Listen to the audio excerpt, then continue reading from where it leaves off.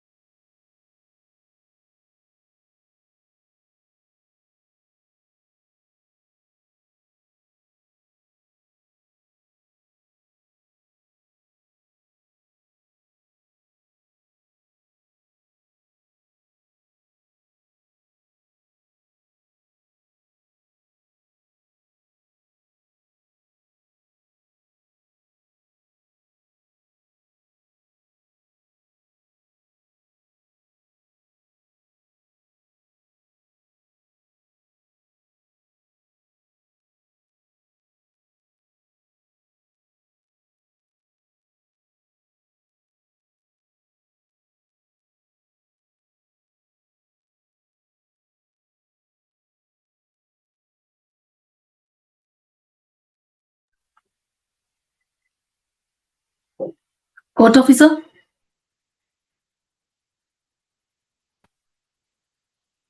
Court officer. Okay.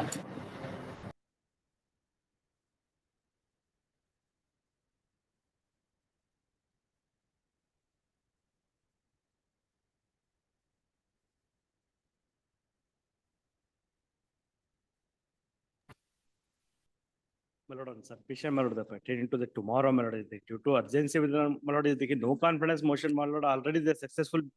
Before that, Malord, the meeting was the held. What is the matter? Malord is the no confidence motion, Malord.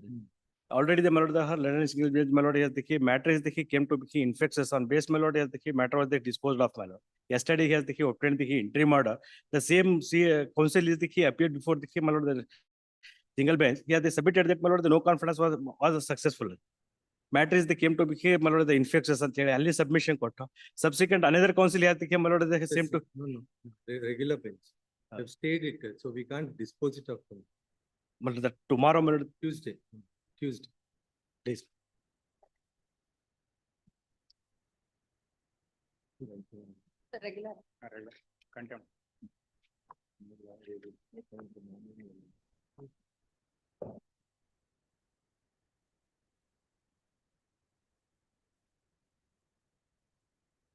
Adjournment, page number 4, serial number 18, page number 5, serial number 19 and 20. Malad, serial number 18 and 19.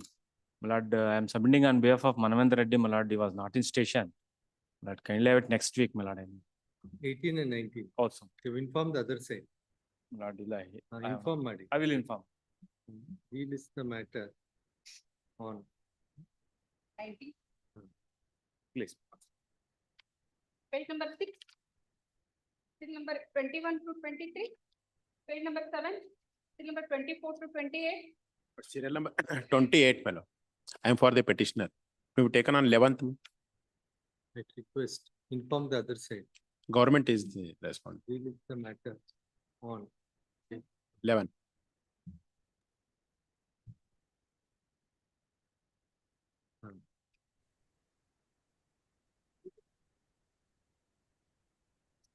Number 1, non-compliance of office objection, second time. My lord, serial number 29, adjournment. 29, we'll have it before the regular bench on 13, my lord. 10th of February. 10th.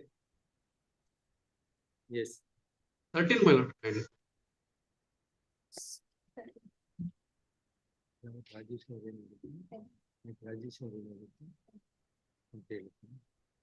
Why 10th? Why? What's the difficulty?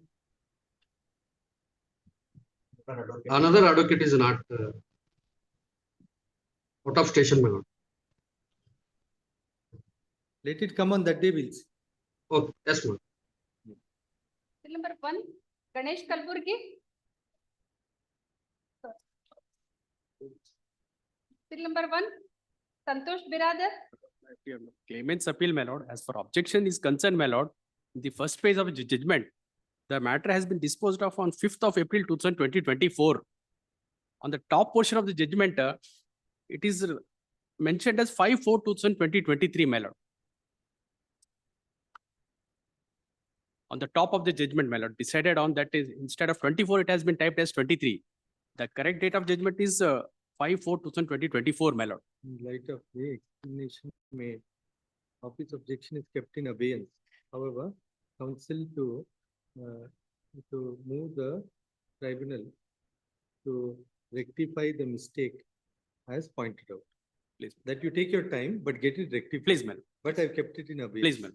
And my lord, since we already proposal was sent, settled matter was settled amicably, it may be referred to Lok Adalat, my lord. Matter Malad, I will undertake to file wakalat on behalf of respondent number 2. not Malay Shakti accept notice for respondent number 2, my lord. 2. What about 1 now? I am filing a memo seeking for dispensation of notice to respond number 1. 2R1 is dispensed with at risk of the appellant. Matter is referred to Lok Adalat. Please, my lord, I have to make note of the number of delays in that application. I am permitted to number of delays, my lord. 196 days delay in filing the appeal, my lord. Delay of 196 days in filing the appeal is condoned excepting the cause shown. Please, I will Number 2, seventh time, Manjunath Mallaya Chitti. May I please, my lords? I am appearing for State Bank of India in this matter, my lords. My lords, there are two compliances, my lords. One is production of certified copy of the DRT order, my lords, which I am ready with, my lords. Your lordship may kindly dispense with. I have already produced the copy, but certified copy I'll be able to produce in another 2-3 days, my lords. I have it in my hand. And annexure number X, my lords, it seeks for a translation of the public auction notice, which was issued for public auction, my lord. However, in annexure number W, already the English version of the This same one. public notice is available, my lord. I This will one. request your lordships to kindly dispense with the production of translation, my lords. Just wait, just wait. ಇದರಲ್ಲಿ ಇನ್ನೂ ಎಷ್ಟು ಉಳಿದಿದೆ ಆಫೀಸಲ್ಲಿ ಎಷ್ಟು ಉಳಿದಿದೆ for complaint ಅವರೇನಂದ್ರೆ ಎರಡೇ ಮಾತ್ರ ಉಳಿದಿದೆ.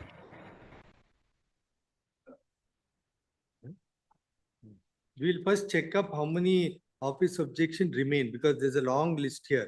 I have completed the entire list last week, my lords. Last Friday, I have completed, my lords. There's a huh?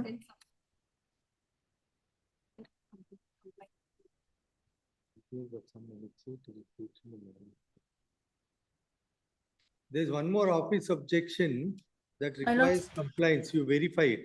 After last week, again they will raise. You comply that also. I'll give you a week's time. Much obliged, my lords. Week time granted finally for compliance of office.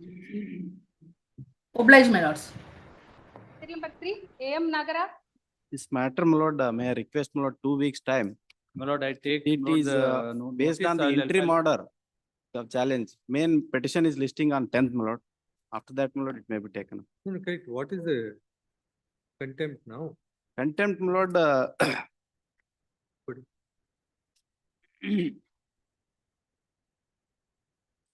writ petition was filed, my lord, challenging the notice issued by the respondents.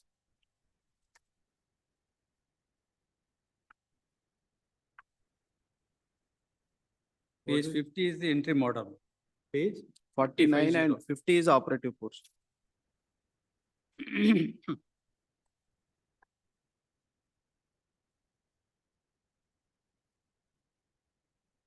Day of annexure A. A, man. A is the, my lord, notice issued to the, my lord, the complainant saying that your account has become NPA. That was challenged on the ground, my lord, saying that still there is a time to renew the loan. But that is not correct, my lord. Subsequently, my lord, after the interim order, my lord, that we have written it, they said they are agreed by page 52, my lord, it's a D. We requested them to pay the, my lord, entire loan is about 800 crores, my lord. They're not paying. And they say that by virtue of this, this interim order would not, will not come in the way of making them a payment. We requested them to make the payment.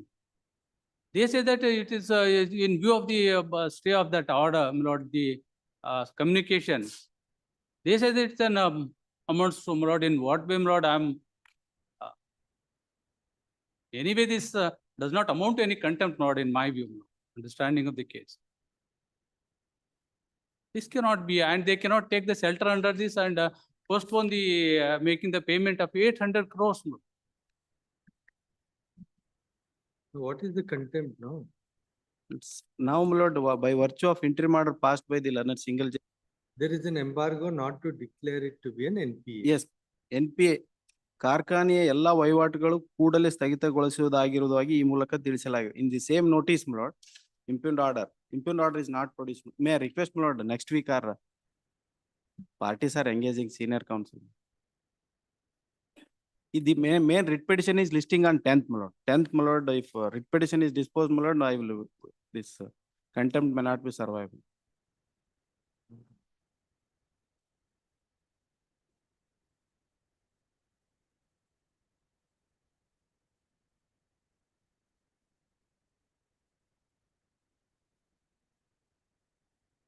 Week after next. No, Yes. let us- Lord, one submit order. Yes. I will appear, I'll undertake to file wakalat for accused number 2. So, I take to file what? For? 2, my lord, respond to. We'll list the matter. Week after. Number 4, Sanjay M. No, but you have to come clean, isn't it? You want to pay, we can ask them to give you some time. Suppose you want to pay. That is the submission is Lord, it is a making long- before the learned single. On 10th, my Yeah, lord. this is a long, Lord, the loan is accumulating they never, Lord, the paid the, Lord, the Original loan loan in is- time. Therefore, accruing the interest, everything has come to 800 crores. The other Principal amount. principal, my Lord, I'll make it, Roughly, if you want to get an idea, what is my Lord, 100 crores? or illa, more than 100 crores. More than 100 crores. The interest will not accrue that, my Lord. It is more than 400 crores is the principal amount. And every time, my Lord, there are some other issues. It may not be proper for me to, why all this went to that extent. And the person was sitting in the, so chairman of the factory and the bank. Lord, these things may not be appropriate, but anyhow, this is a transaction which has taken place. They never pay. Only thing, we made a request to pay this has become a due. They come to the court and take the shelter, then they postpone it. And they gave an offer that they want to pay every year 20 crores for 25 years. There's no such provision. Even that interest will not be satisfied with that. And these things are coming in my way to proceed further to recover that money. 137,100 crores. my lord. 137. Loan. Now you must have seen yesterday's newspaper, no? So the person says, I paid many times over. But then that will be the consequence unless you settle it at the earliest. Yes. At least if you say, I'll pay the principal debt, then they may see whatever. But yes. you must come forward. Yes, yes. You can't say, I'm going to go on prolonging. Yes. Yes. Number 4, Sanjay M. Joshi. R4 milord expert ಇದಾರೆ ಸ್ವಾಮಿ 2021 ದಿಂದ ಒಂದ್ ಸರಿನೂ ಅವ್ರ P F ಕಟ್ಟಿಲ್ಲ Sir, last time ಕಟ್ಟಿದೆ 1 week within a week. ಇವಾಗ ನಾನು move ಮಾಡಿದಾಗ court ಮುಂದೆ ಬಂದಿದೆ ಸ್ವಾಮಿ 2021 ಆರ್ಡರ್ ಆಗಿದ್ದು ಒಂದ್ ಸರಿನೂ ಪಿ ಎಫ್ ಇಲ್ಲ ಬಂದಿಲ್ಲ court Now you, 4 serial number 4 milord by the end of the day, you pay the process. Yes, madam. During the course of the day, I And give it, Yes. I will week's time granted to do the needful as regards R4. Yes. But we'll sign the order sheet only after you pay. Yes, madam. During the course of the day, I pay. There are no changes in the on the order to be changed if process is paid. You pay it and give the thing to the court of. Yes, madam. Yes. Number 5, P.K. Hirema. Part of look at that. R1 dispensed. Memo. No ಕೊಡ್ತೀನಿ. R1, notice to R1 dispensed with the risk of the appellant. Memo filed. Matters referred to Lok Adalat. No conflict.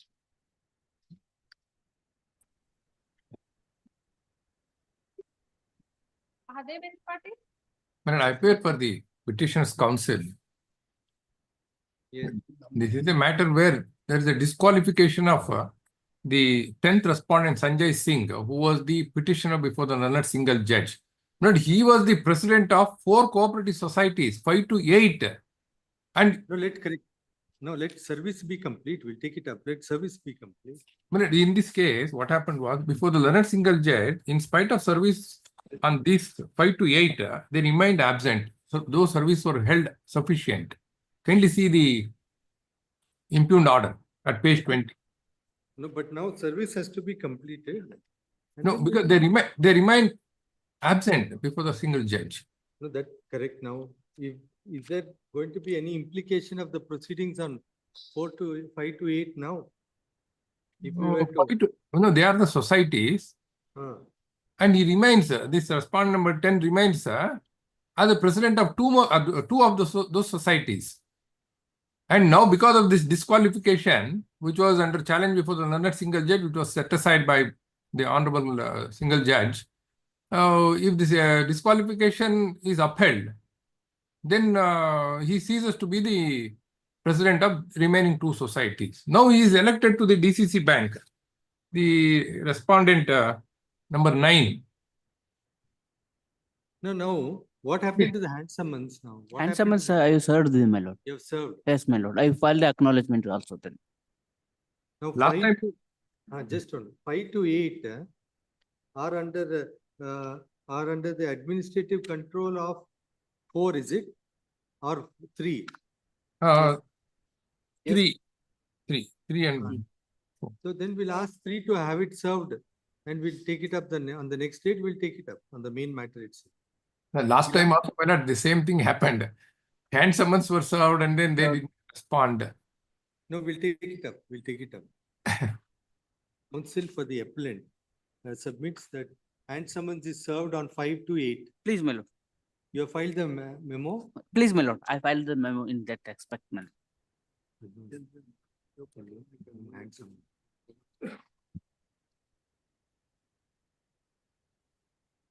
The memo of service. Memo of service has been filed. However, we find that the said respondents have not appeared. It's made clear in the full stop. Next step.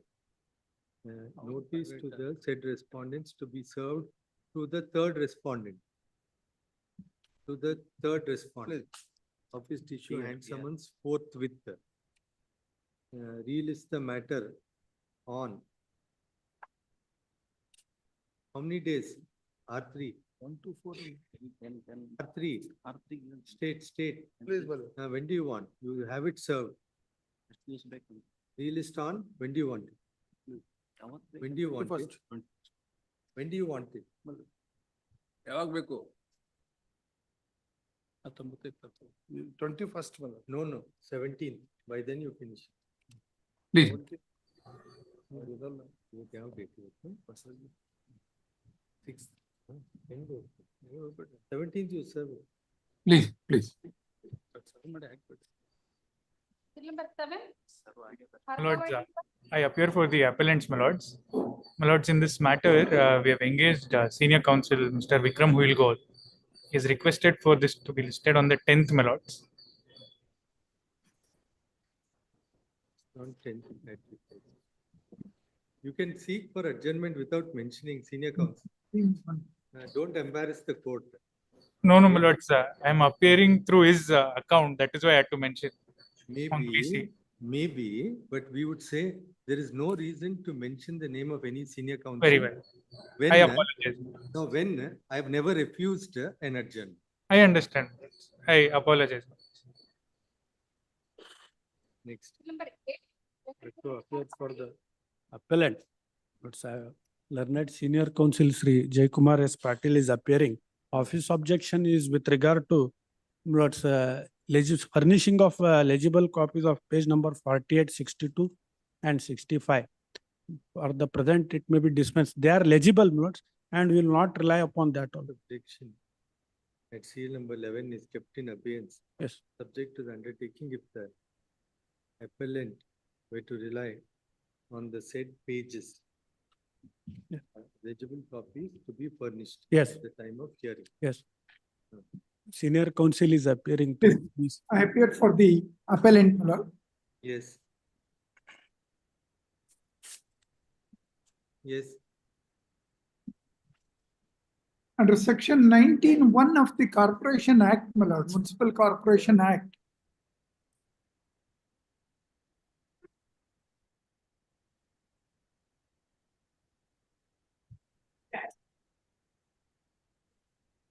So what is the order that is challenged? The order that is made is, my lord, our case is under 19(1).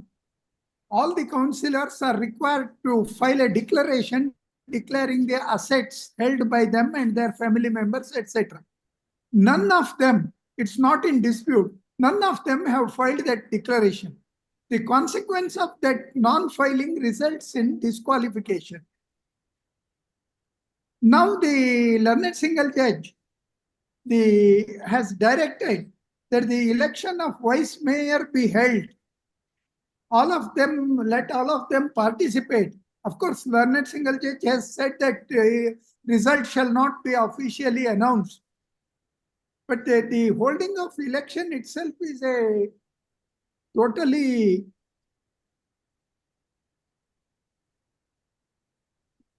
But when is the election scheduled now? 12th. On? 12th. 12th. There is already a notification, my lords.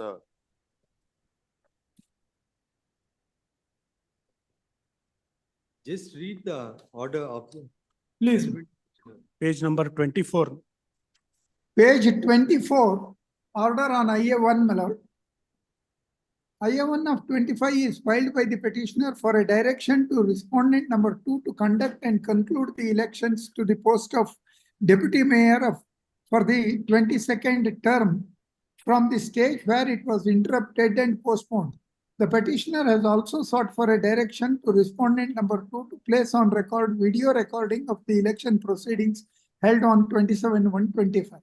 Petitioner contends that this court had passed an interim order on 24/1/25 directing the respondent number 2 to conduct the election to the post of mayor and deputy mayor of Vijaypur City Municipal Corporation. However, it was directed that the results of the election shall not be announced. The respondent number 2 was also directed to keep a record of the proceedings of the election. The petitioner contends that accordingly elections were held on 27/1/25. So far as the post of mayor, documents were scrutinized, nomination paper were accepted, process of election was completed by raising hands, and respondent number 2 made a record of the persons who had voted for and against candidates. The petitioner contends that the process of election to the post of mayor is concluded.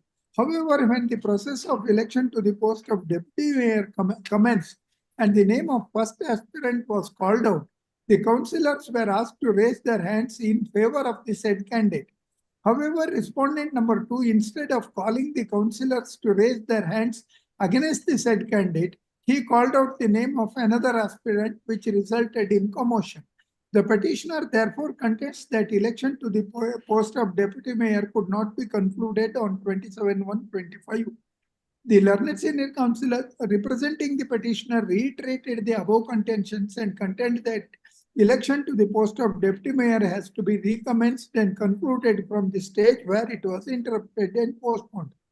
Per contra, learned additional advocate general has placed on record the video recording of the election that was held on so and so, which discloses that election to the post of mayor was held smoothly, while the election to the post of deputy mayor was interrupted and postponed.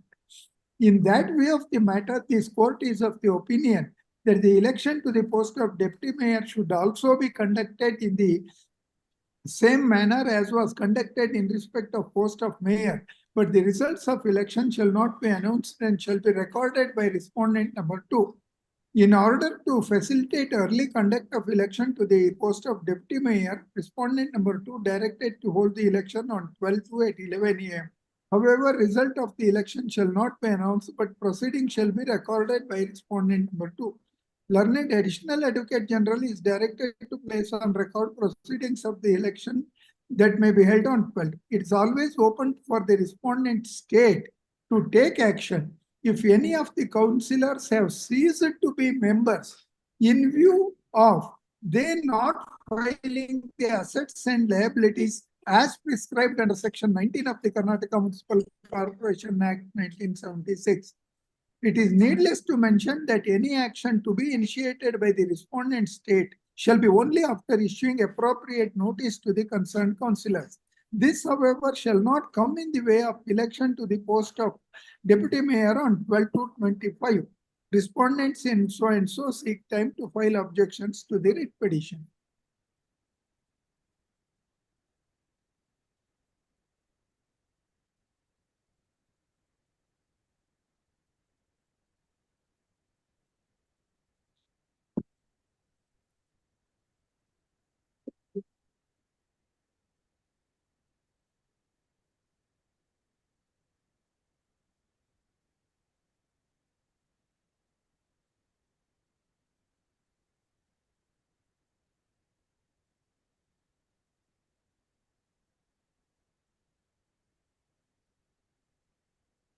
We'll have it on Monday before the regular bench. Monday Please. before the regular.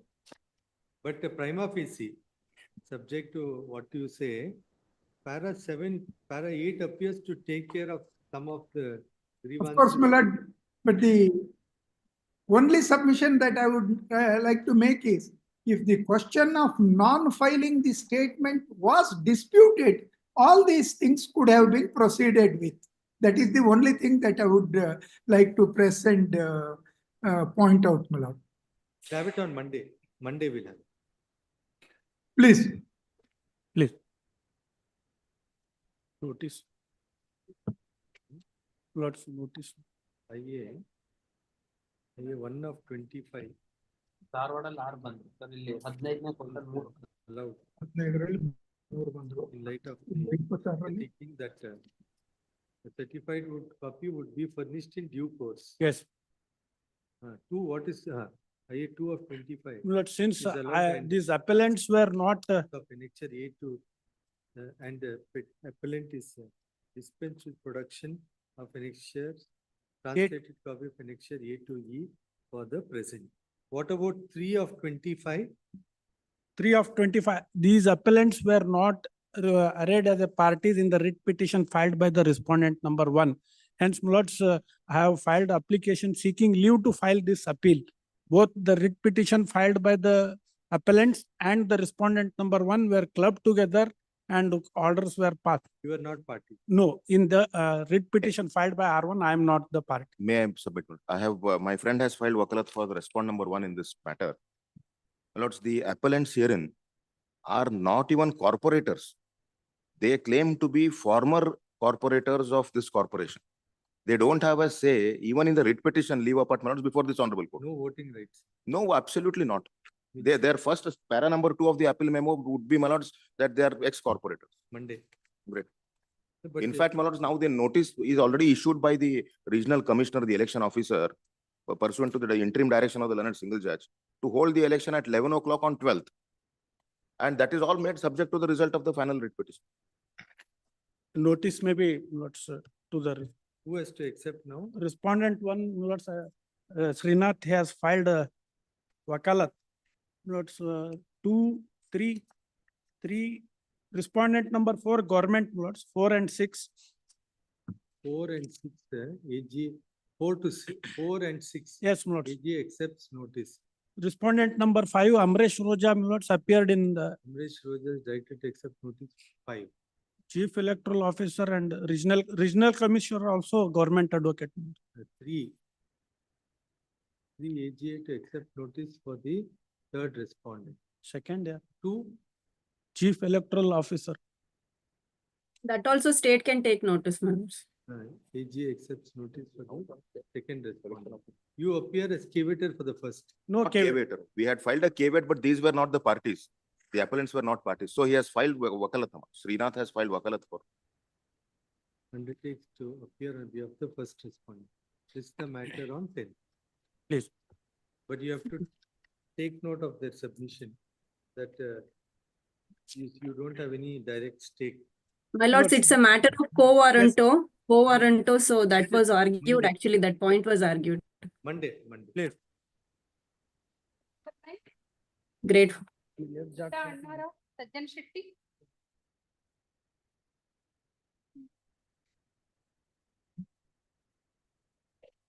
My lord, in this, there is translation in the impugned order, only one para is in Kannada, my lord, so therefore it may be dispensed translation.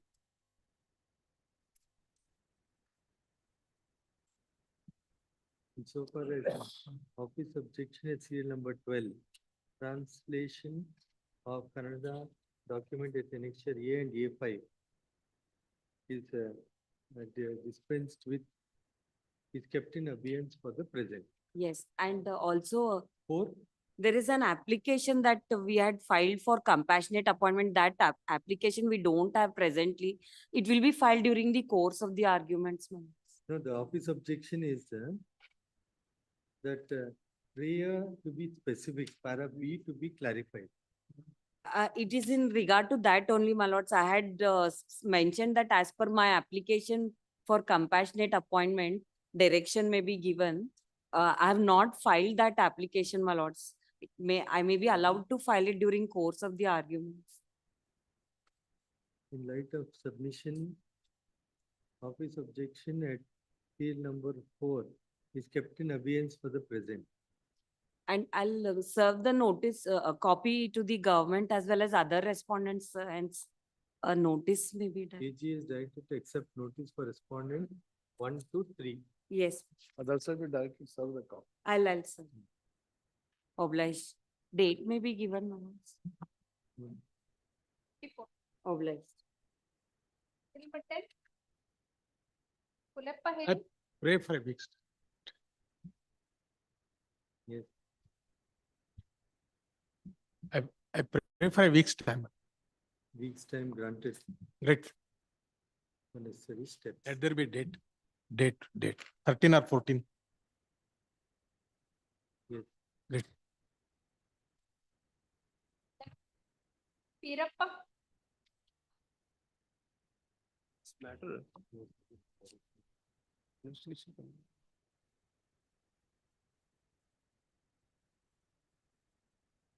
My lord, in this matter, the investigation is almost complete. We are awaiting the medical report of the, my lord, both the girl, minor girl and the accused.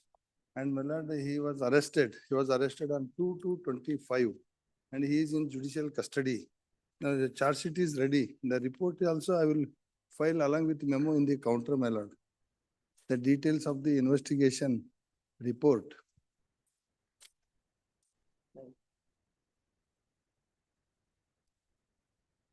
Madam, one copy. One ಇದೆ, ಇನ್ನೊಂದು ಪೂರ್ತಿ.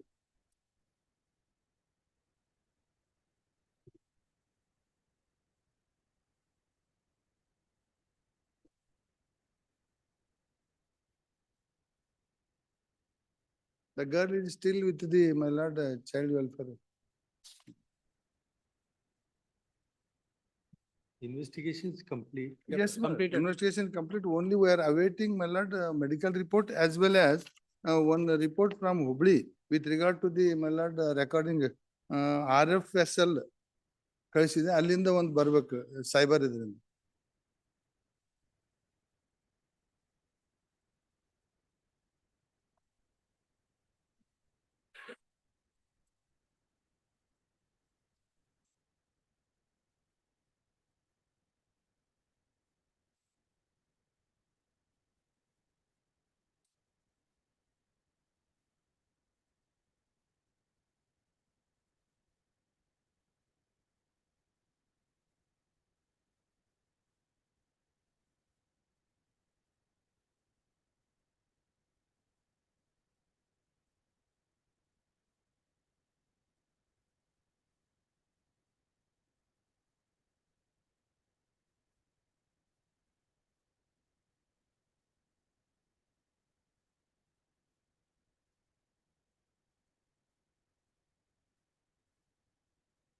The formal investigation report is to be filed after receipt of the reports. Please, man, I will, this is the report, my lord, wherein every detail is mentioned. He admitted about the marriage and about the recording, everything is admitted as per this report. I will produce along with memo. And she is a minor. She is minor. Yes, ma'am. But so far as the accused is concerned, you have registered the case and finally the charge sheet has been filed. Yes, sir. So That's it, ಹಾಕಿಲ್ಲ ಸ್ವಾಮಿ, ready ಇದೆ. ready ಇದೆ. But that is not in question. ಅದಕ್ಕೆ ಏನು ಹುಕಂ. Here, my lord, on the information, This is filed by the father of the habeas corpus is filed by the, yes, ma'am. minor. Yes. Challenging the keeping her in the observation at the orders of the CWC. My lord, CWC order ಇದೆಯಾ? ಹೌದು. ಯಾರ್ದು? ಇಲ್ಲ, on the information, they secured the girl, my lord, and she is in the home. Whether she was produced before the CWC Child Welfare Committee. ಹೌದು, ಮಾಡಿದ್ದಾರೆ. ಮಾಡಿದಾರಾ? ಮಾಡಿದ್ದಾರೆ. Yeah, whether Child Welfare Committee has asked you, the authorities to keep her in the observation home.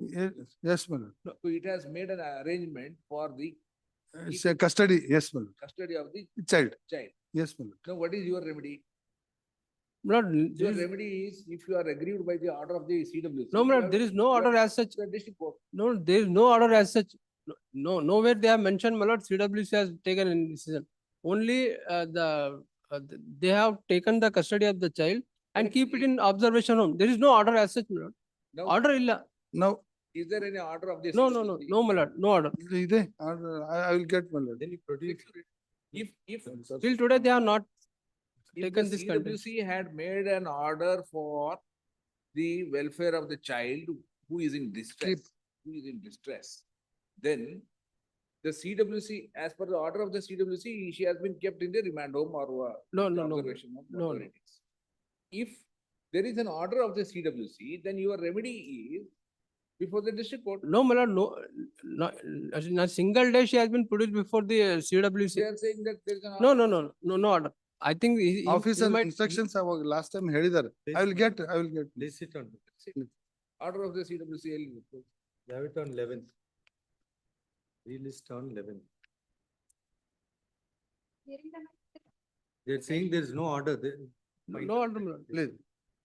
Juvenile Justice Act ನಲ್ಲಿ CWC powers ಏನು ಎತ್ತ ಅದೆಲ್ಲ ಇದೆ ನೋಡಿ. ಅಲ್ಲಿ ಆರ್ಡರ್ಸ್ ಆಗಿದ್ರೆ CWC ಆರ್ಡರ್ ಆಗಿತ್ತು ಅಂದ್ರೆ ಅದ್ರ against ಅವ್ರು. ಆರ್ಡರ್ ಮೇಲೆ ಅಪೀಲ್ ಇರುವಂತದ್ದು ಅಥವಾ ರಿವಿಷನ್ ಇರುವಂತದ್ದು ಡಿಸ್ಟ್ರಿಕ್ಟ್ ಕೋರ್ಟ್ಗೆ. ಹೌದು. The efficacious remedy is available for you. No, my lord. No, she has not been produced before. That there is an order. No, because they may be miscommunicated, but till today they have not said so. One of the report, there is a mention that the CWC has acted and at the instance of the CWC, she has been kept in that observation. Please not. If that is so, let them produce. I will. Yes. Number 12. Ganesh Naik. For appellant, my lord, this is POCSO appeal, my lord, conviction appeal, my lord. There is, my lord, 1,584 days delay, my lord. The notice may be gone, complaint, my lord, is made up.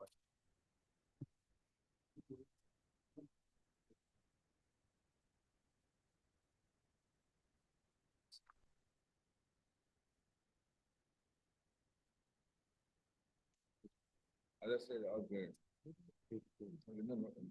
This notice ಆಗಿದೆಯಾ? Is a notice ಆಗಿಲ್ಲ ಸ್ವಾಮಿ, first time ಇವತ್ತು. Notice is to be issued.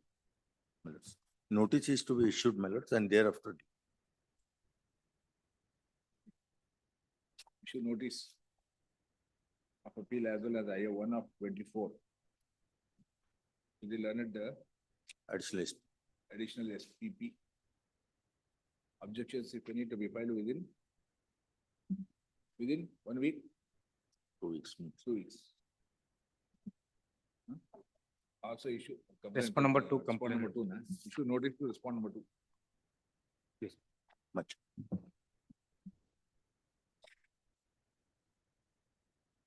Number 13. Government advocate. My lords, I'm for respondent. Last occasion, my lords. Kindly see the order sheet of the last case. And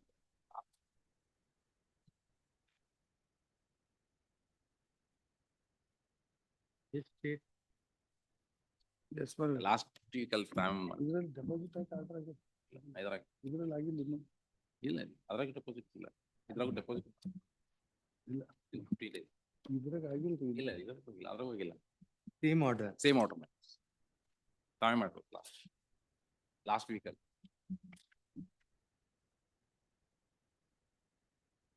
This relates to Chimmalgi. same project. Same project Chimmalgi lift irrigation project. Same. Joint counsel for the respondent submits.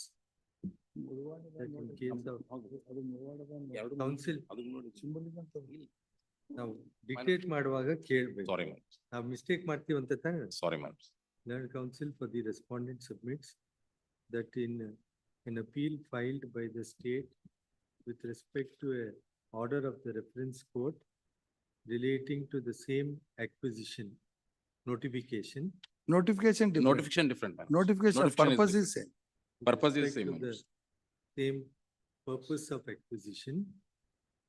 This court in MFA 202736 of 2023 has passed an order and the respondent herein requests that on parity, same order may be passed in the present matter also. The counsel for the appellant state submits that the order passed in MFA 202736 of 2023 is a matter of record. Order dated 30th January 2025 passed in MFA 202736 of 2023 reads as follows. Accordingly, in the present matter, Also, Here also, my lord, 105 days delay. IA, Kept open, my no, lord. but this is within 120 days. ಇಲ್ಲ 120 Within 120 ಆದ್ಮೇಲೆ days. 105 ದಿನ delay ಇದೆ. After 60 days, my lords. After 60 days, my lords, Accordingly, accordingly, the question of delay beyond 120 days from the order of the reference court is kept pending, condonation of which is kept open. kept open. And there would be stay of the impugned judgment and award passed by the reference court subject to the appellant depositing 50% of the award amount before the reference court in a period of 8 weeks from today. On such deposit, claimant is entitled to withdraw the same upon furnishing indemnity bond, undertaking to repay the same with current bank rate of interest in the event claimant suffers adverse orders in the present proceeding. Trial court records to be summoned. The issue of condonation of delay is seized with the apex court. I will furnish the SLP number. Yes. My lord,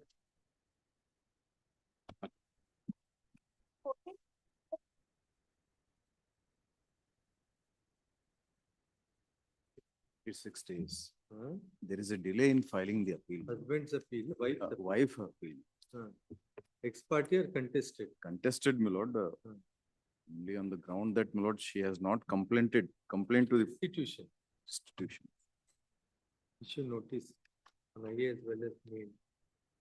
PCR to be summoned forthwith.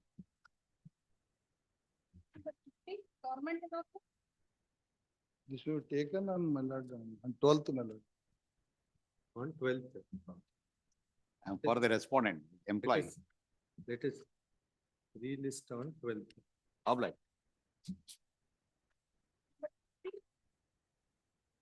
number 60. Yeah, sir.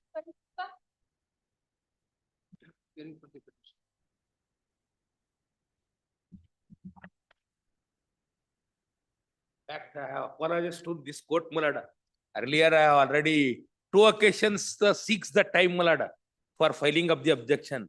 Malada, in view of the conducting of the KPCL examination and other equipment of the MBBS seats, Malada, we could not get it the affidavit of our director for filing the objection. Malada, I don't want to be. Tuesday. Please. Interim order may be granted, let them. If this court can be hear the petitioner, appellant. If he has entitled, it can be granted for a limited purpose. Tuesday. Please, much. This is the matter on Tuesday. By then you file it. ಇಲ್ಲ ನನ್ಗೇನಾಗಿದೆ ಮೊನ್ನೆ KPCL exam conducting. Tuesday ಒಳಗಡೆ ಆಗುತ್ತಾ? Please, I will 100% I will try it. That's why I'm seeking apologies to the court. Reason is when you put it in writing, all your arguments are taken care of. Please. It can be disposed of at a time itself only. Please, ma'am.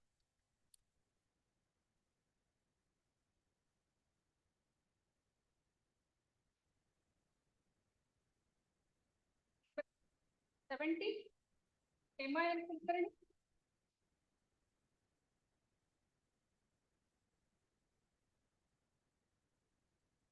Reshma, relist on, relist.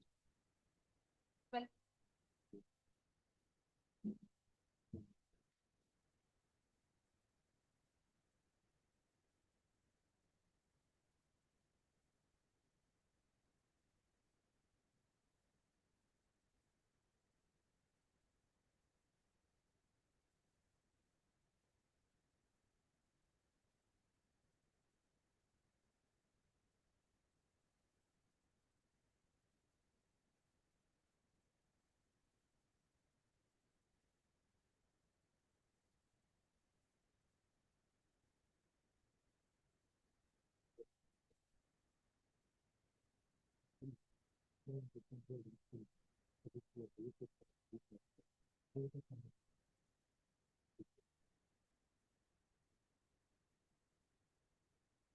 Yes.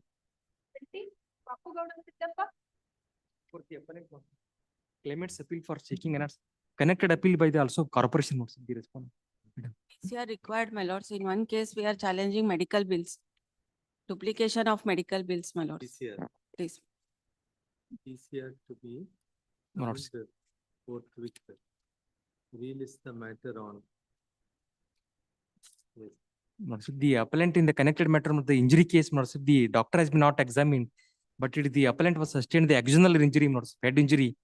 My Lordship, the Let the PCR. yes, Lordship.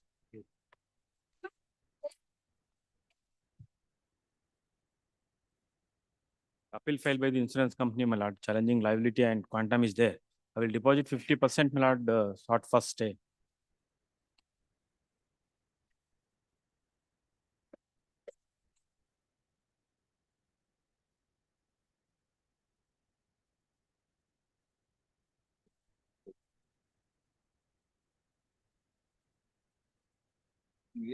What is, My lord, you are disputing what? my lord, contributory negligence. My lord, challenging contributory negligence. The extent was occurred, my lord, the middle of the road. That is, we are also examining. You are not seeking absolving your liability. No. 50%. 50%. Maybe dispersed. Please. But in connected appeal is there, my lord, that is also stayed, subject to deposit of 50% award amount. But on that, my lord, case, there is no order of release. But You are not disputing contributory negligence on your part. please, Counsel for the appellant. The appellant insurance company is disputing the portion of the liability on the ground that there was contributory negligence on the part of the claimant. The matter needs to be adjudicated with reference to the evidence available on record. Therefore, the impugned judgment and award is stayed subject to condition that the appellant deposits 50% of the compensation amount before the tribunal within a period of 6 weeks. 6 weeks. The tribunal is at liberty to disburse the amount to the claimant. And such a disbursement would be subject to final adjudication of this appeal. Please. To notice.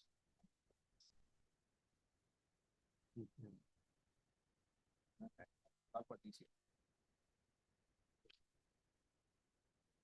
For TCR after the dispersal of the amount to the claimant. Number 22, Sidram Basavaraj, body. For the appellant, your lordship, being agreed by the ex parte order passed by the family court, I have approached this honorable court. Ex parte order, your lordship. The facts of the case are that, your lordship, the appellant and the respondent herein are husband and wife, and the marriage was solemnized in the year 2018. After that, there was a issues between these two people, because of which they were living separately. The notices was not served or served? Your lordship, the notice was served, but on the wrong address. The old address, yes, your lordship. But wherein the wife had filed a MC case, your lord, DB case, your lordship, wherein she has, correct address. yes. I have produced a memo for additional documents, your lordship. On the last date of hearing, you have asked for it. Yes, I have substantiated. That address in the MC case is different from the Yes. address in this case. Yes. Though even after having the knowledge of the new address of the appellant herein, he produces the old address because both the husband and the wife are the native of the same village, your lordship. Though after knowing the new address, he Contention that the petitioner before the family court had shown the wrong address of the respondent, and notice was taken to have been served, which is contrary to the facts. There will be stay of the judgment in decree of the family court. Further, the respondent is restrained from contracting any fresh marriage in the pendency of the present proceedings. We can dispose it off, isn't it? Yes, it might be TCR remanded. TCR to be summoned there. It was summoned, your lordship. Bandhi. Office to issue a reminder and. But for reference, I have annexed the certified copies. By telephonic communication as regards TCR. This is the matter on Wednesday. We'll dispose it off if that is the only ground. Yes. So in effect, it was not served on you. Yes, your lordship. Huh? Yes. They said that the party has refused it. Has refused. Yes, But you are not staying in that address. yes, You are staying in a different address. different as on address. Yes, That address you have mentioned in your MC. MC petition, a DV petition. MC has been filed by the husband. The DV petition was filed earlier to this. No, the first MC was filed, Your Lordship, by the husband in the year 2020. In the year 2022, the DV was filed by the wife. So, but when did they seek to serve notice on you? The notice was served only after the filing of the DV petition. After DV. After the DV petition. You make a summary. Yes. We can dispose it off on the next day. Obviously. Just on Wednesday in the admission list. Obviously. Number 23, Hema and Kulkarni. Last occasion, I had submitted, my lord, it was posted for hearing. I had insisted for disposal of this matter, my lord. Since, my lord, it is 2016 appeal, plaintiff's suit has been decreed, partition suit. Lord, the appellant defendant have not appeared before the trial court, brothers and sisters, my lord. And 1/6 share has been granted by the trial court, my lord. Since it is an ancestral property. And they have appeared, though they have appeared before trial court, they didn't choose to file any written statement. And one of the appellant is developer, my lord, joint developer, along with the brothers of the plaintiff, my lord. Now the plaintiff and others, plaintiffs have been granted 1/6 share. It was not contested at all for the trial court. They have preferred an appeal. I have made a synopsis, my lord, to that effect. So you are conceding or what?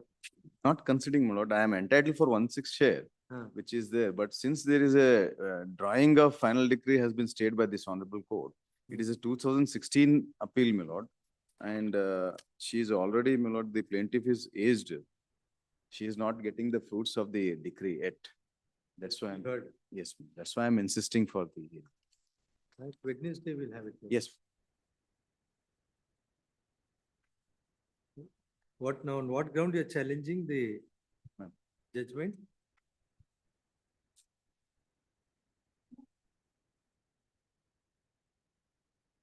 You're the defendant.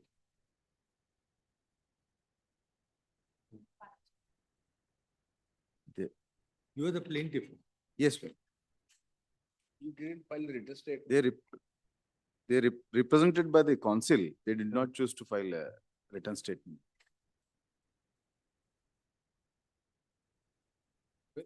Whether it falls within the scope of order 9. If it is, you don't have the liberty to urge the grounds under order 9 here. You can only urge on the main merit of the case, not on the, and you have to take a call on that.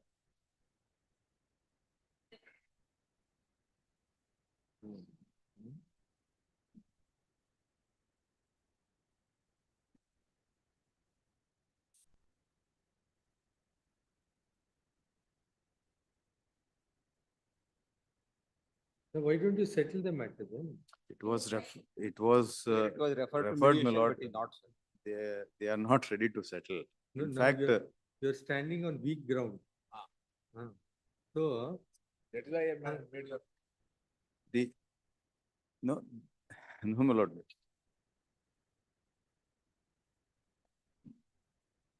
They did.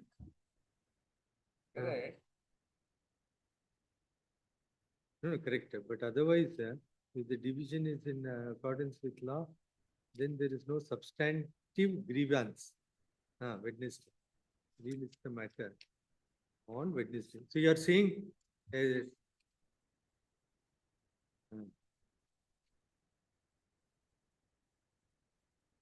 So They are not turning up, my lord. That's no, that's okay.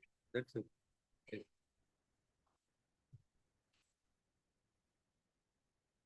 No, no, you are saying that in a sense, division appears to be fair in terms of law. Yes, ma'am. No, we will not quote you on that. But you are saying that the division is done in terms of law. And then means Wednesday. Yes. Lord, my own submission. Along with Mahesh Patil, my name may be shown. Deepak. The office to show the name of learned counsel, Deepak Barad, along with Mahesh Mahesh Patil. Yes. As representing R1. Yes. Now, what is the second appeal now? The developers have filed. One is by the, one appeal is by this brothers, my lord. Co-sharer. Co-sharer. One appeal is by the joint developer who has entered agreement with the brothers. Correct. On what ground you have filed?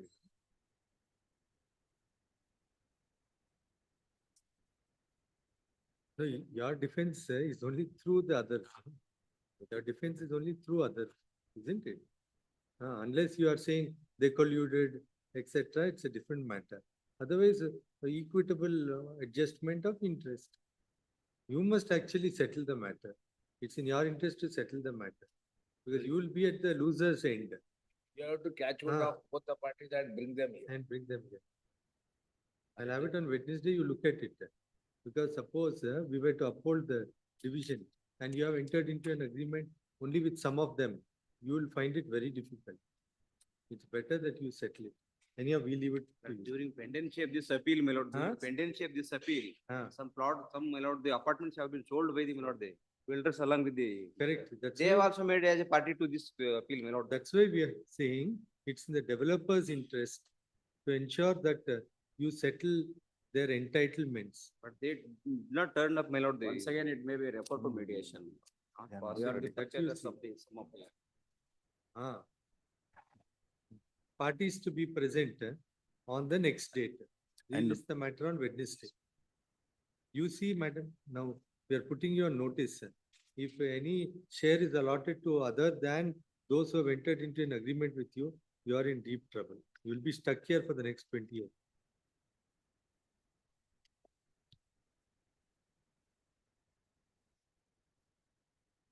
But 24, Mahantesh Patil. Respondent.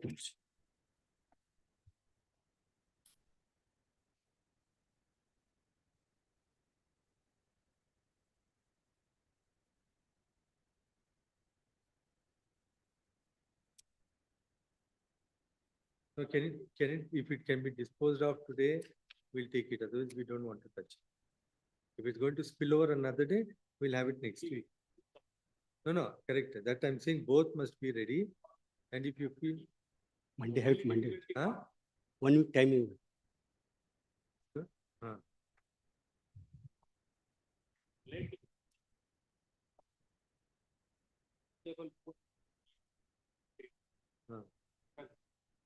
Now,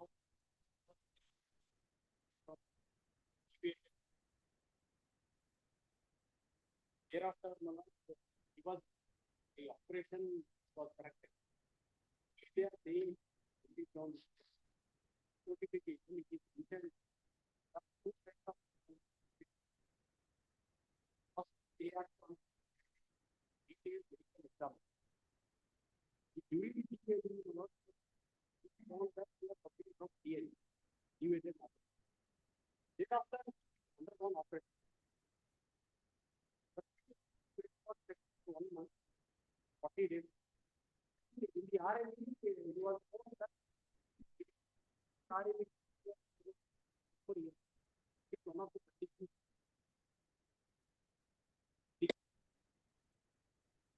Of defense. As per those guidelines, it has to be rectified.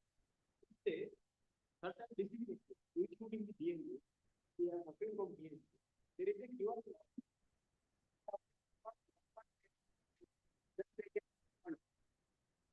Based on that, the division bench of Delhi High Court considered this also. The condition imposed in the report during the hearing in RME, there should not be any corrective surgery. It is not found anywhere in the defense guidelines. But defense guidelines on the other hand says 1 month and give it to you. So this for certain let us see. Let us get ready. We'll fix a date. Not challenging notification, Minister. Let us, not challenge our notification. let us relist the matter on date. Not yet, because he will.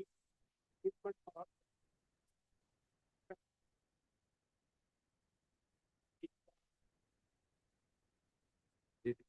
He date for short date. So that 18. Macho. 25, Ravindra Reddy. Deepak Bharat for response.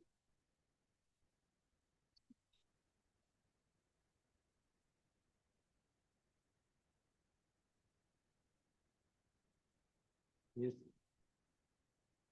Next week or?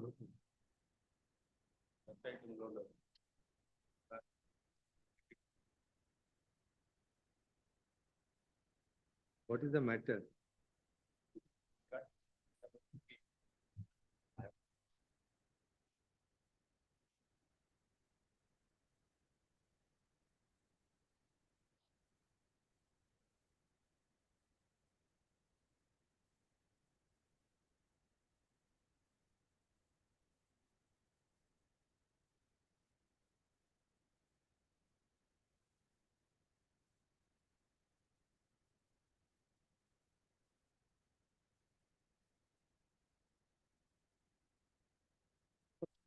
For the respondent number 3, my lord. After failed to pay the amount on time, the same call letter was given to me, my lord, to pay the highest bidder amount. Just once. Proceedings copy. Yes. Here.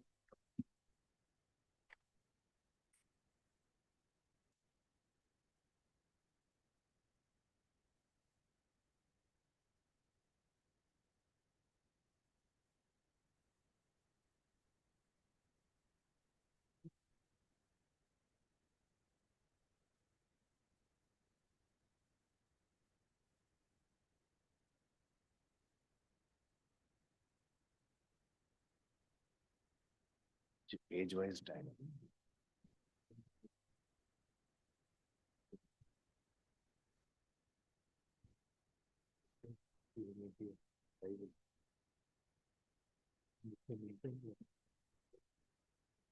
So we only wanted to know that you have extended That's the only. and you have accepted the money. Yes. And there ends the matter.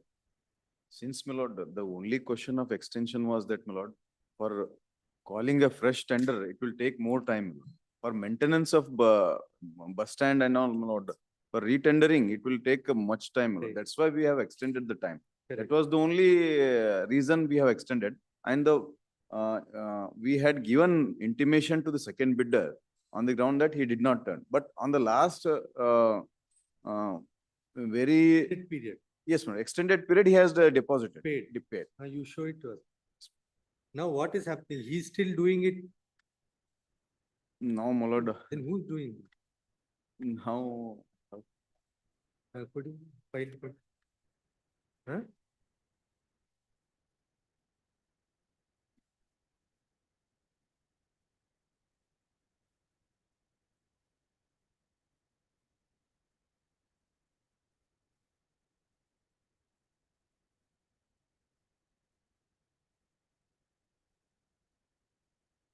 No, but now who's the tender, just to understand, the tender was called with respect to what services?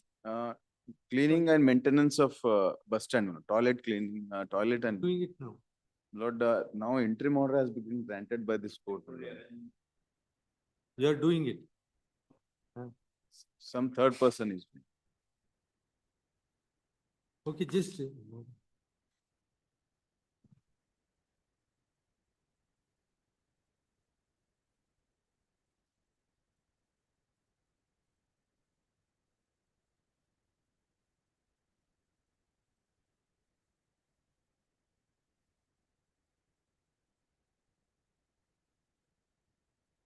You read the order of the single judge.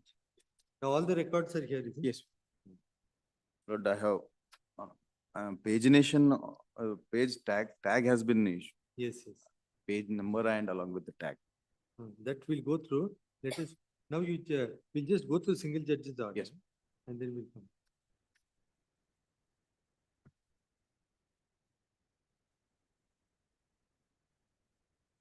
Read the single judge.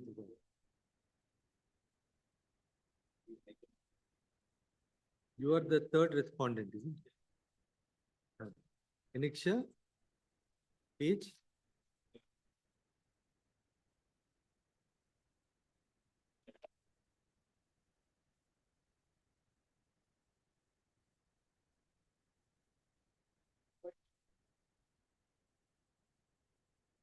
Read it.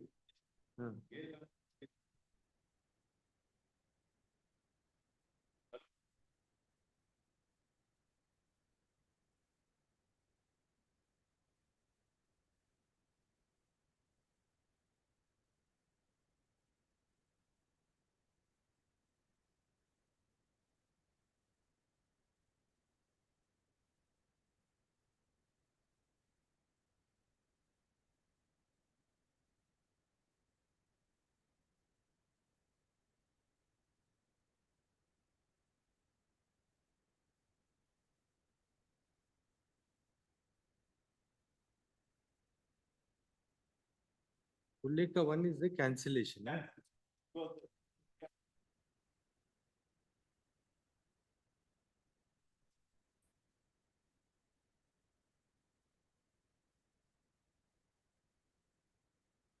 When was that intimation given to this private person?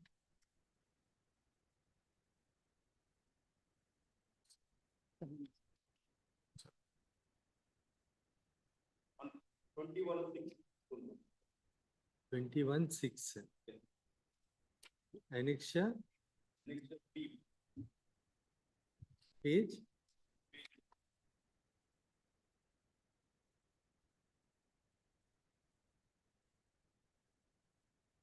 Type copy. Just read that, let us see. Letter to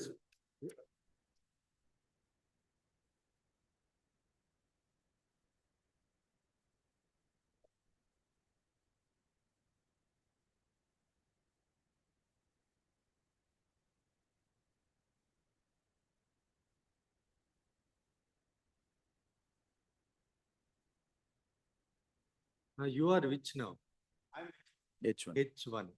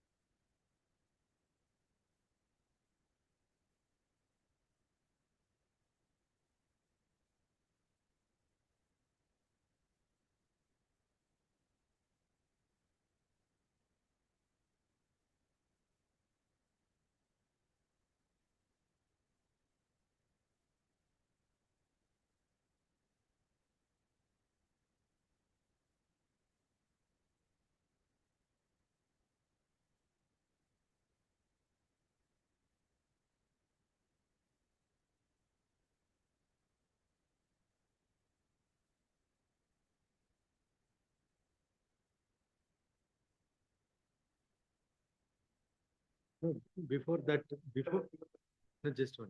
Before that, now you show us the letter of extending time for you.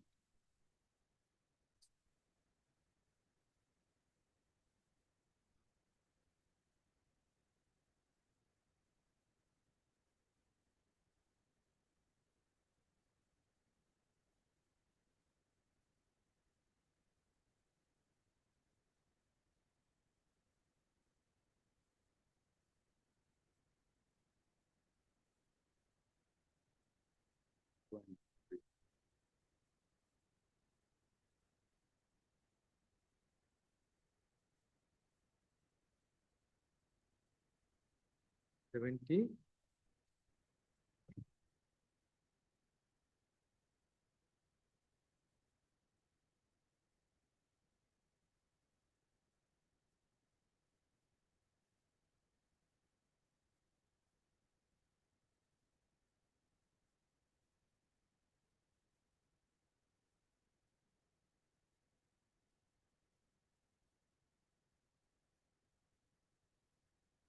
No, I just want to know one point.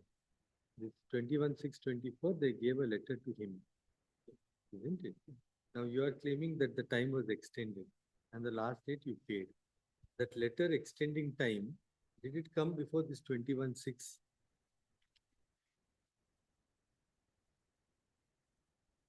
Ah. 14/6. Okay, then read this letter. According to you, in terms of this extension, you paid on the last day. Yes. This is the letter. You read this.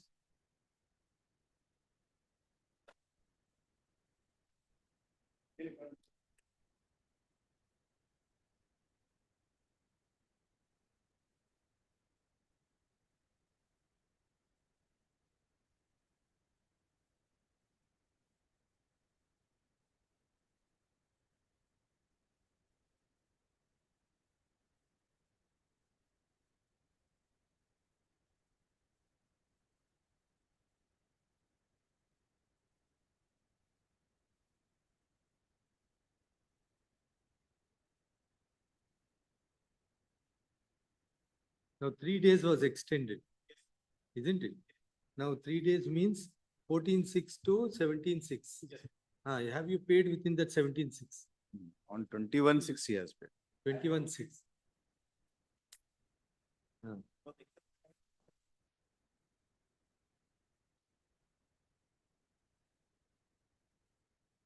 Okay, just one. So you have paid on 21. Annexure 100 and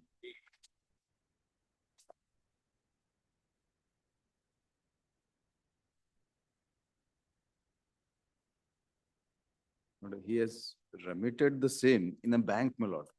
That 14,63,703.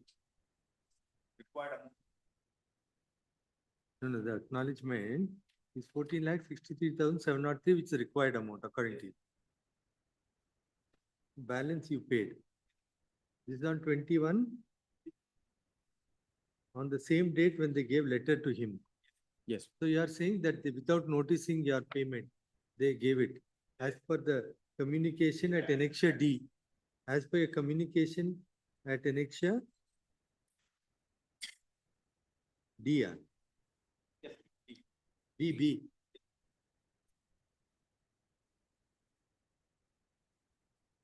So which was that letter you said they were? No, you said there's one letter, they said they have cancelled by mistake they have.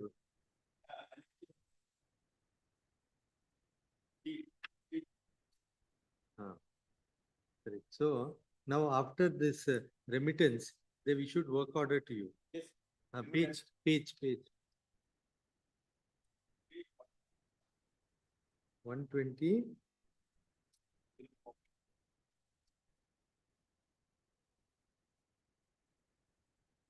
So they've given a work order dated.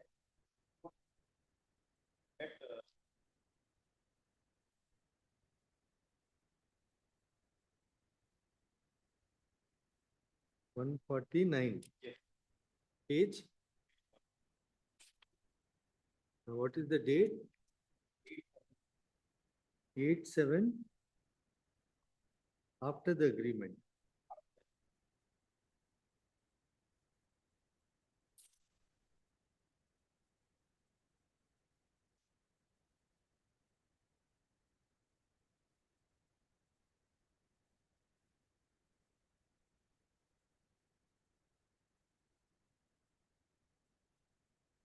The work order is issued after the agreement. So they have acted upon the extension and waived, even though they said 3 days, in effect, they waived that condition, isn't it? Yes. That's your stand also. Yes. Then who is this third person? Milord. Lord, as per clause 4 of tender notification. No, correct. No doubt there may have been some lapse and they have not adhered to the terms of the tender notification. But then you are a third party. It's between the service provider and the contract. You don't have any vested right. Even I also participated in the tender process, my lord. Maybe. I am the second highest bid. Second highest. Because of default only the consent, so call letter was issued to me, my lord.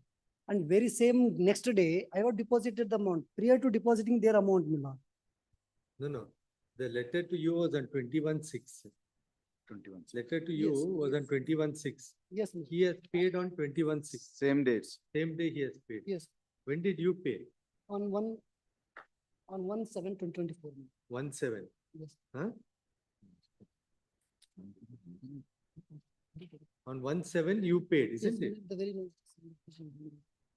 Deepak, No, he has not paid. he has not paid. My lord, what has happened? We have given intimation to him on 21. Correct, He has deposited on the same day. correct. Thereafter, my lord, we have issued the impugned order to the respondent number 3 that already the Where is that annexure? annexure D. 62. So 62 he challenged before the Yes. single judge Yes. and then got relief. Yes. Huh? Now you just take us a single judge's order. relevant. Yes.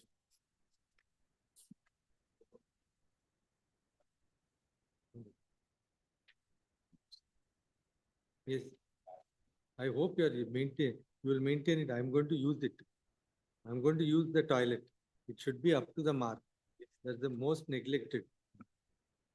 Yes.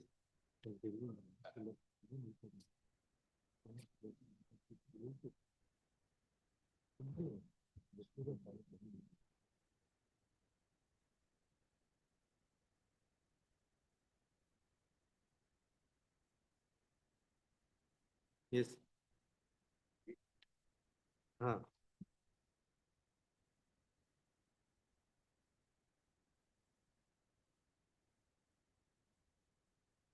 Para 2. 12. Para 12. One bidi, the prayer. All the contentions. You're reading at 12.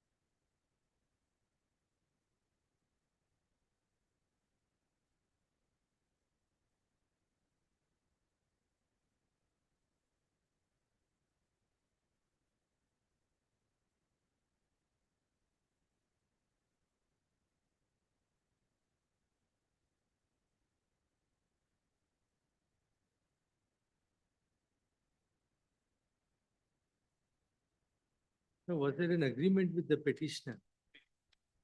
No. No. Then where is the acceptance? There is no acceptance. Only intimation was given. That's all. Since he was not turned in time. No, correct. On record, there is nothing to show that they have acted in pursuant to the offer letter. They have not made payment. Yes. That's all. That's the. You are saying that when offer was made, Yes, it he could not have been rejected without hearing you. Yes. Huh? As per tender clauses, my lord. Huh? As per tender clause, once a default was made by the parties to the particular tender, the tender itself becomes cancelled, my lord. And he should be blacklisted for 2 years, my lord. And moreover, without discarding their contract, my lord, they have given the consent letter, call letter to me, my lord. And I acted on that, my lord. Willingness and acceptance, my lord.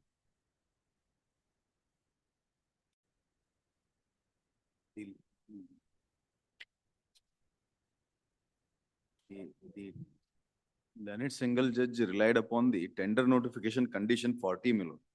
Page 40.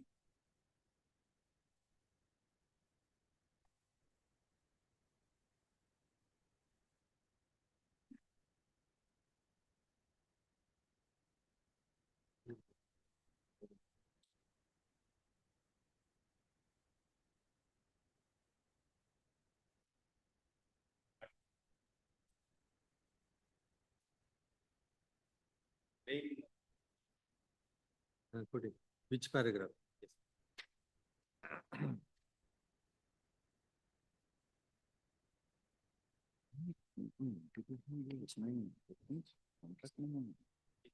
Para 46.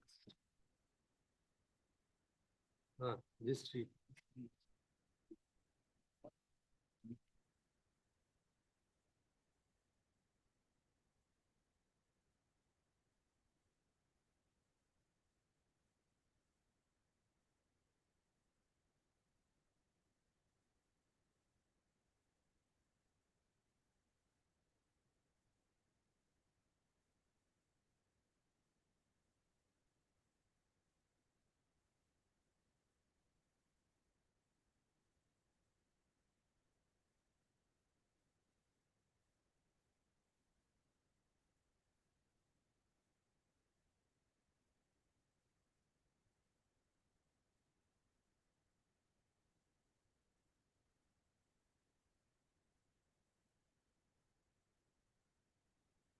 Yes, yes. The present appeal is by the third respondent in the writ proceeding. Calling question the correctness of the order of the learned single judge, whereby the single judge has allowed the writ petition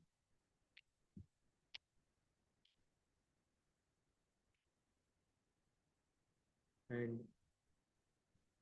set aside the communication at annexure D made to the petitioner in the writ petition and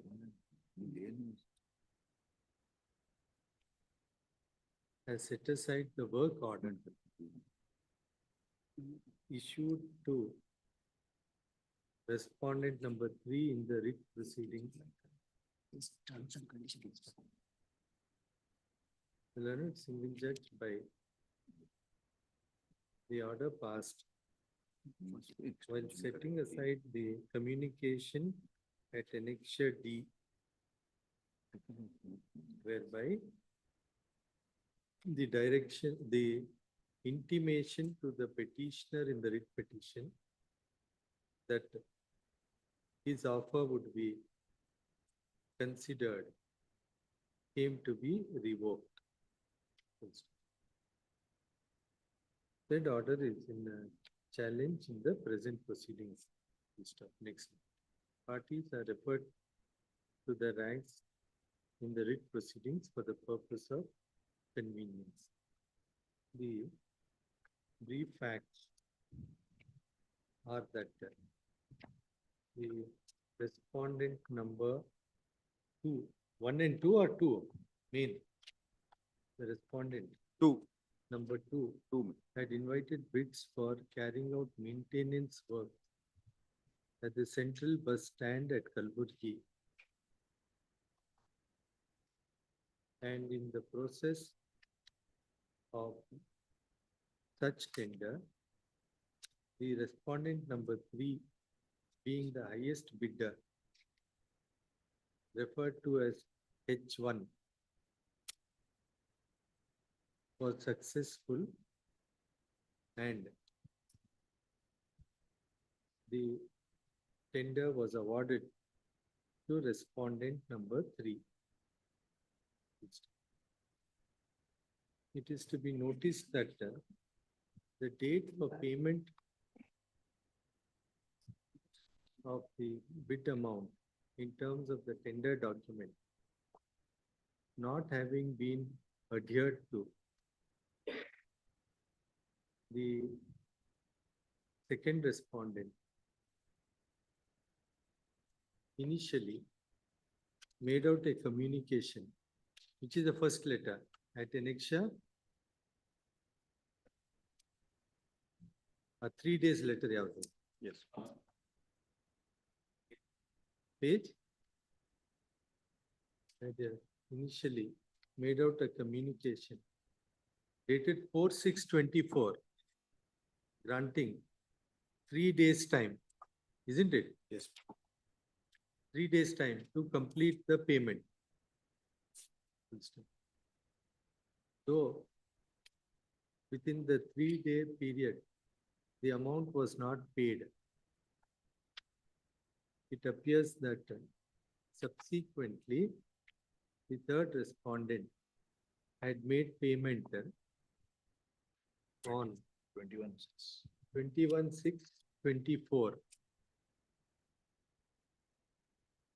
which came to be accepted, and agreement was entered into with the third respondent on 5/7/24 as per annexure R4, and work order issued subsequently on 8/7/24. Next, in the meanwhile, it appears that when the third respondent did not make payment within the extended time, letter was issued to the petitioner calling upon him to participate in the tender process. And eventually, who was a H2 bidder. The petitioner, being aggrieved by the second respondent having granted extension of time to the third respondent, had approached the learned single judge, assailing the revocation of a communication addressed to him, whereby the petitioner was permitted to participate in the tender process. Learned single judge, noticing the offer made to the petitioner, has found fault with the second respondent in not proceeding with the petitioner, and has set aside the work order agreement as well as the revocation of offer made to the petitioner. Full stop. Said order is in challenge by the third respondent. The second respondent has also placed before this court all proceedings relevant to the decision-making process.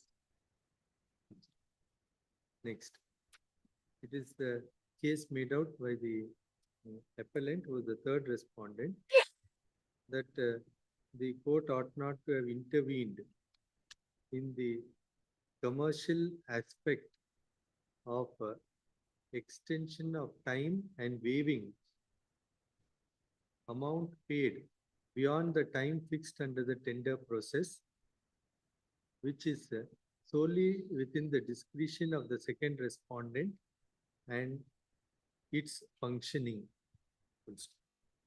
Learned counsel for the third respondent would also submit that in the absence of malefides, court ought not to have intervened in the matter, and further relies on the judgment of the apex court in the case of Bharat Coking Coal Limited and others versus AMR Dev Prabha and others, AIR Online 2020 SC 466, on the proposition that the extension of time and waiving of condition is essentially one between the public authority.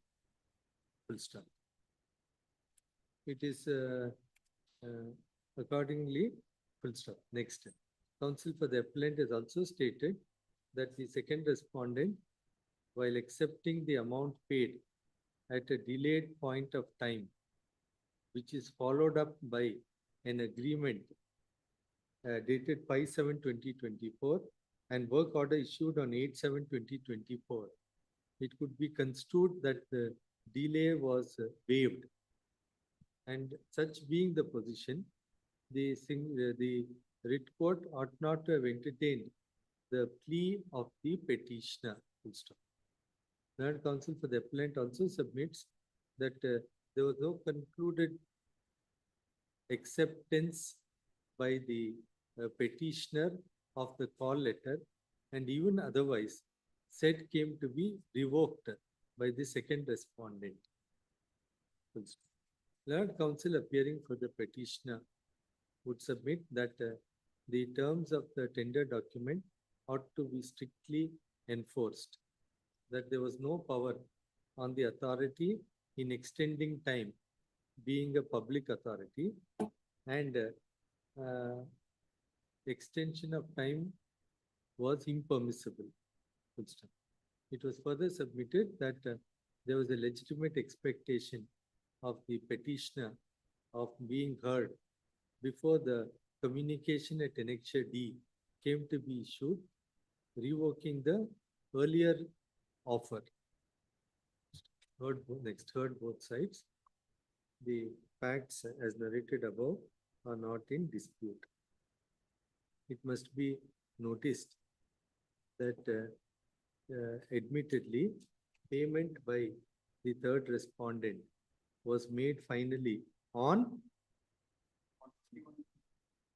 21/6/2024. Said aspect is not in dispute. It is also not in dispute that after the payment on 21/6/24, an agreement came to be entered by the second respondent with the third respondent on 5/7/24, and work order has been issued on 8/7/24. Such action of accepting the amount, entering into an agreement, and issuance of work order would demonstrate that the delay in making of payment in terms of the tender has been waived by the second respondent. The invitation made to the petitioner on 21/6/24, it must be noticed, was the same date on which the third respondent has made the entirety of payment, which is not in dispute. Such aspect is adverted to by the second respondent in the communication at Annexure D, isn't it? In the communication at Annexure D made to the petitioner. Next, if that were to be so, the question of continuance of the offer to the petitioner did not arise. In fact, the revocation of the communication on 21/6/24 has in effect attained finality, as the second respondent has continued the process of finalizing the bid of the third respondent by accepting the money, entering into agreement, and issuing work order. Next, the apex court in the case of Bharat Coking Coal Limited and others has clearly referred to the judgment of the apex court in Shobika Impex Private Limited versus Central Medical Services Society, 2016 SCC 233, and observed that even where there is some defect in the the authority, the state could choose its own method to arrive at a decision and is free to grant any relaxation for bona fide reasons. Next, we would, it is further to be reiterated that even where there may be minor deviation from the explicit terms of the tender, in the absence of malefides, the court ought not to intervene in the proceedings.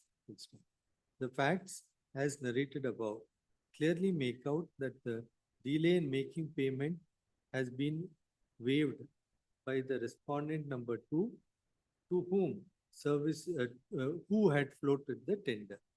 If that were to be so, in the absence of malefides, question of intervening, invoking writ jurisdiction did not arise.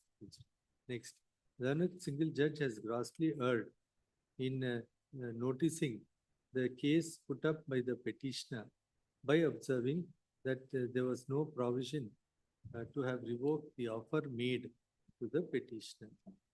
As noticed above, the offer made to the petitioner stood revoked once the second respondent went ahead in executing agreement and work order. Accordingly, there was no occasion to have taken up the case of the petitioner contrary to the developments of execution of agreement and work order by the second respondent with the third respondent. Accordingly, we find no reason to accept the reasoning of the learned single judge. The petitioner, being a third party, does not have any vested right to intervene and invoke constitutional rights insofar as the commercial aspect of the second respondent condoning the delay in making of deposit and proceeding to accept the bid of H1. Accordingly, the order of the learned single judge is set aside. Yes.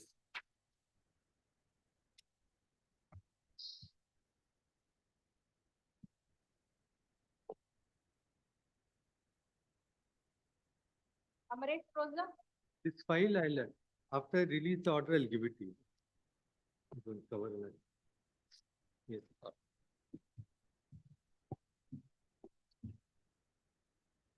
Yes. This matter, my lords. Settlement, my lords, two settlements. Corporation case, my lord, wherein Vijaypura 13 Corporation. employees who are now retired, since 87 they have been litigating that matter. And your lordship directed us to file these synopses, bringing to the notice of the honorable court the date on which they terminated and the date. Haki this file ಮಾಡಿ ತಪ್ಪನೆ sir. I'll have it on Monday or Tuesday. Tuesday. We'll have it before the same bench. Tuesday. Please. Your lordship may kindly recall. On day-to-day basis, we shall day-to-day basis, we shall complete it. How Since the- matter is more than 30. No, correct. Today we can't. So we'll have it on Tuesday. Please. Top of the list, at least. This is the matter on Tuesday. It has to only be dictated, isn't it? No, lords, matter was heard for some time, my lords. Your lordship directed the parties to produce the petition filed under Payment of Wages Act, my lords, under section 15, subsection 2. Now they Yes, have they- filed, my lords. Now they have filed it, my Now lords. that brings clarity. Till I could not concluded my arguments. No, correct. But that brings clarity. Please, lords, clarity. To your argument also. Please, lords. Your lordship may kindly recall that on that day, prima facie, your lordship. Yes, yes. Local Adalat matter, when it was settled twice before the local Adalat, again they have challenged it. At the top of the list, my lord. Yes, yes. Since the employees are struggling since 87, my lord. No, we'll do it. Tuesday. Top of. ಏನ್ list ಅಲ್ಲಿ ಬಂದಿದೆ? Illandra, my lord, that may not reach again. On top of the establishment. After order, sir. Admission. ಅದೇ ಯಾಕ್ರೆ ನೀವ್ ಯಾಕೆ ಹೇಳ್ತೀರಿ? ಕೋರ್ಟಿಗೆ convince. On top of the admission list. Please. I've forgotten, so you'll have to start, but I have a fair idea. Point we wanted to know that what was the claim in the payment of wages. Act. Please, lords. Isn't Please. it? Please, lords. Now that is placed, you see. Please. Before admission, humbly request. We will do it. We'll do it. It may not, ಅದೇನಾಗ್ತದೆ sir, my do it. experience, ಒಂದ್ಸರಿ ಹೋಯ್ತು ಅಂತಂದ್ರೆ again roster will change and again we will be No. landing in trouble. So we'll do it. In the larger interest of clients. No, we'll do it. Oblige. I may be permitted to mention if it is not. Yes, yes. Oblige. 27, Amir Hamad.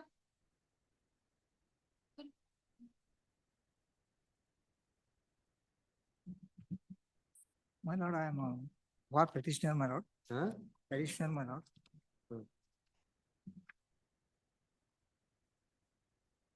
What have you challenged?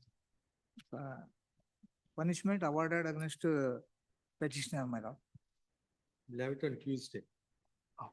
We list on Tuesday. Next. Question.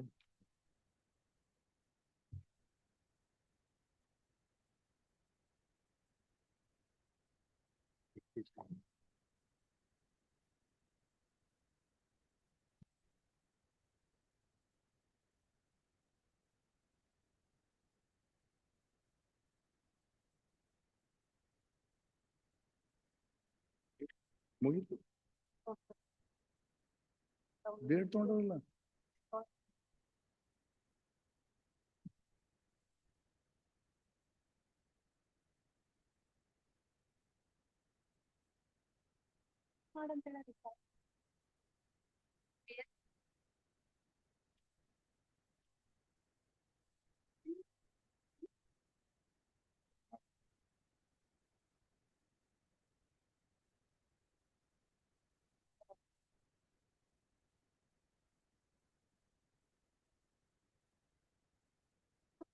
ಅದನ್ನ ಬರೆದಿಟ್ಟು ಮಾಡು 29 ಆಮೇಲೆ ಅವ್ರಿಗೆ phone ಮಾಡೋದು 10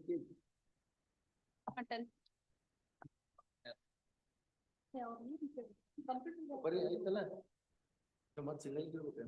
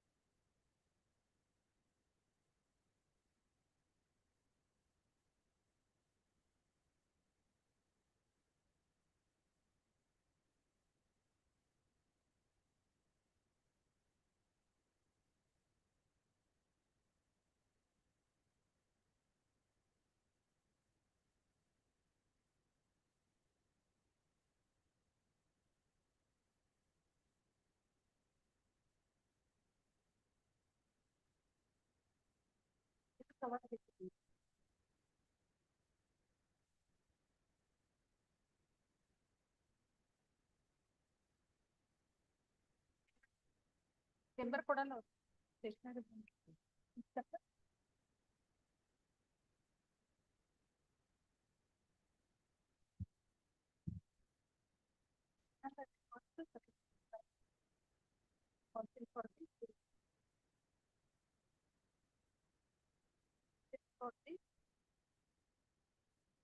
R1 and R2.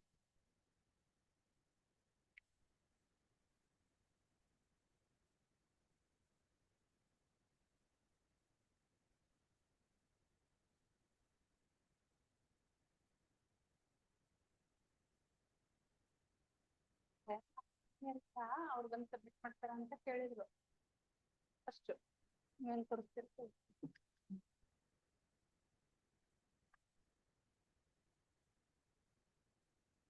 ಇಲ್ಲ ನಾನು submit ಮಾಡೋದು ತೋರಿಸ್ತೀನಿ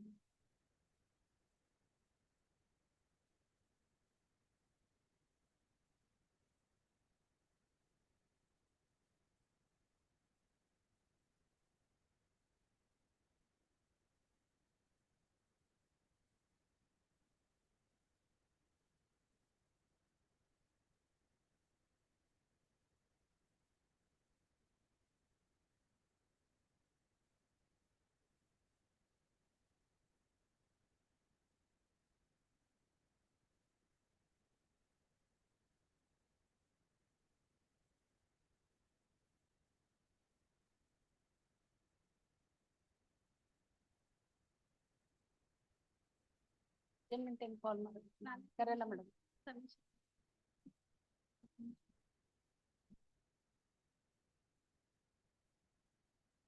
ಧನಂಜಯ ರಜೆ.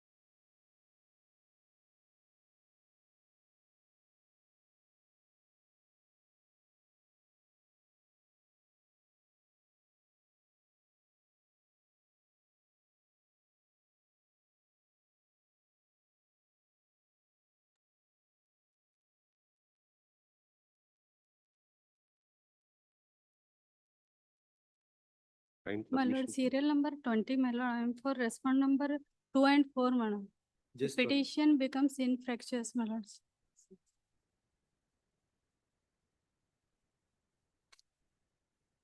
Serial number 20, my lord. 20. 20, my lord.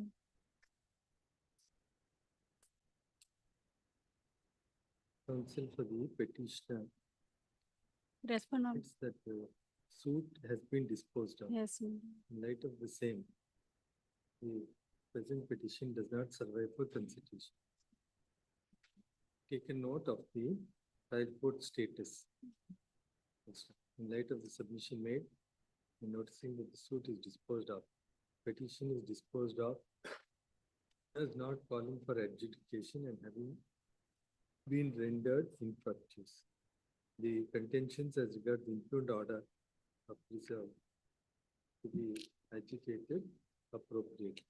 Much, lord. Serial number 17, may I seek for an accommodation, short accommodation?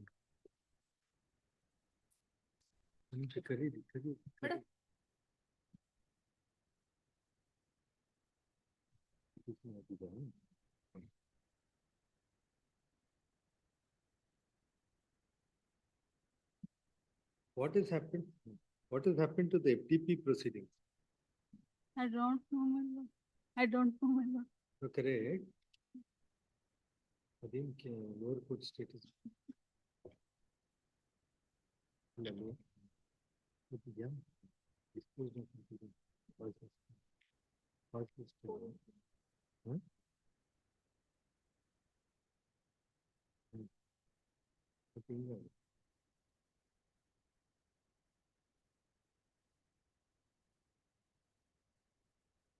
The suit is disposed of, no doubt, but what has been challenged was a order passed in the pendency of the FDP proceeding. Yes. So you- When it will reach, I will submit, my lord. Yes. Good. Relist on it. Yes. One submission. Serial number 17, my lord, may I seek for short accommodation, my lord, a week's accommodation?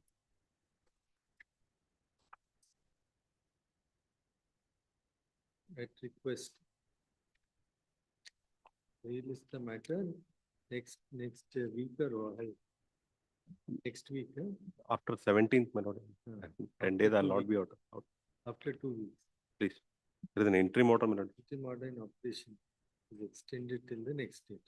Bless. Still number 1, non-compliance of office objection, second time, Ganesh Kalaburagi. Do the needful, your lordships, within 2 days, your lordships. Huh? We will do the needful within 2 days, your lordships. Matter is with regard to amendment of plaint, your lordships, at the time of plaintiff's evidence. That has been rejected, your lordships. Order 39-192, it was initially filed for relief of declaration and injunction. Application under order 39-192 was filed seeking temporary injunction not to interfere with the peaceful possession. In that, your lordships, trial court has made an observation with regard to your lordships, but plaintiff is not in possession of the property. For that reason, your lordships, I have sought for an amendment. That to is rejected. That is rejected. Weeks time granted for compliance with order. There is an interim order operating here. We can allow it, what is there? A date could be fixed, your lordship. Huh? A date could be fixed. Your friend is not there. He is not there yet. Release next week. There is an interim order operating. Same order in operation extended to the next week. Fourth time, still number 2, Ganesh Nayak. In that yesterday's matter, Yes, sir. we moved it today. So I've refixed it, I think, on Monday. Yes, They were yes. saying that they conceded in the single bench that it is infructuous. Yeah, we'll hear. Yes, yes. Weeks time granted for necessary compliance. Still number 3, GS Biradar. Same order. Still number 4, Vikram Vijay Kumar.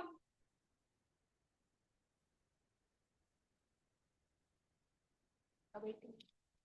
Is to put up report regarding notice issued to R1. Still number 5, Vinayak Apte. Lordship, pay one week time, my lord, I will take step, only during the course of the day I will pay, my lord.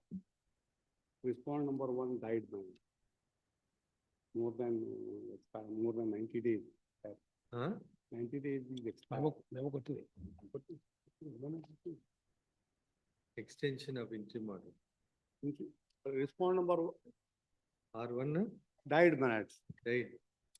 Writ petition take awaits steps, my lord. against respond number one, man. Proceedings stand abated as regards R1. Yes. As no steps are taken within 90 days. Yes. What 90 about days the- already expired, man. Huh? 90 days already expired. Correct. Insofar as 2 and 7, I will take steps, my lord, today. time granted. The taking of necessary steps as regards respondent 2 to 7. 7. The petitioner is at liberty to serve counsel appearing for respondent 2 to 7 before the trial court. Interim stay is there. The interim order in operation is extended till the next date, as matter cannot be decided till service is complete. Yes.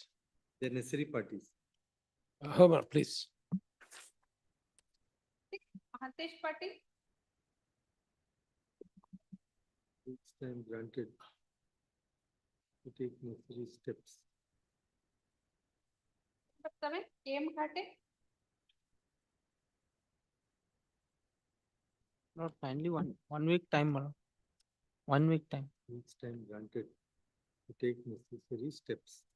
number 8, Ganesh Subhash Chandra Kalaburagi,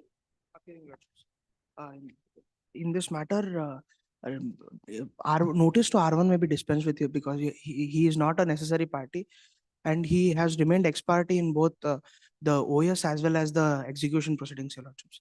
Now he has refused as well, Your Lordships. Refused. Yes, Your Lordships, he has refused. Notice to check. Notice to R1 is held sufficient as the postal shara indicates refused. R1 name, service is held sufficient to R1, name of R1 to be shown as served in the cause list.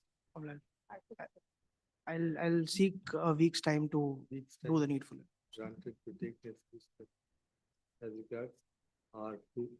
Obliged. number 9, Interim order may kindly be extended. Interim order in operation is extended to the next day. Obliged. Ganesh Kalaburagi, Lord's application under 39 Rule 1 and 2 filed by the petitioner in a suit for declaration and injunction is rejected. However, my lords, there are documents to show that during the pendency of the suit, application is filed by the respondent to the police, where police is trying to coerce the plaintiff petitioner to hand over possession to the defendant on the ground that the name of the defendant is in the revenue records.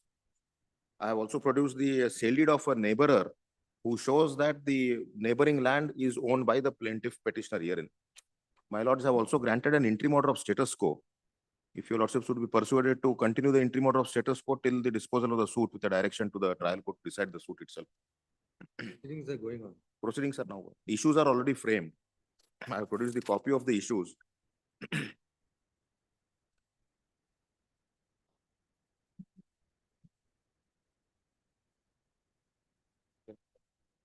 Now we have to assign reasons for extension. There is an interim order. Correct. Now we have to assign reasons for extension. My respectful submission is the writ petition itself can be disposed of by granting the order of status quo, setting aside the orders of the two courts. Status quo may be granted and suit may be directed to be disposed of. Who appears there? Mr. Mahadev Patil appear. Mahadev is Patil. I'll pass over if he's there, just pass over. number 10, Mahatesh Patil,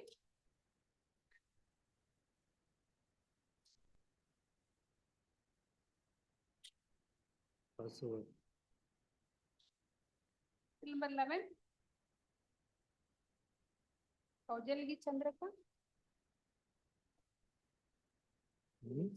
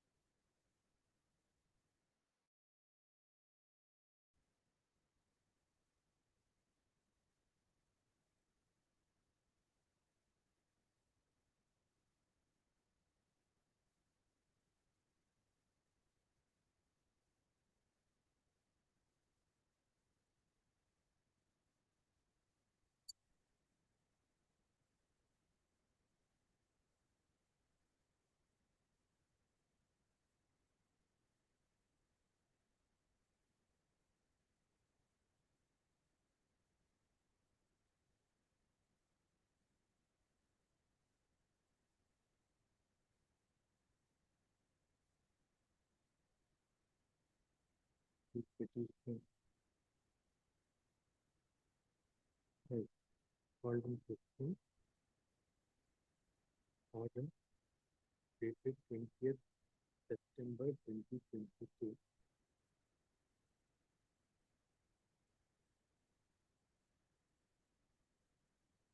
Passed in LAC 1796 of 2019.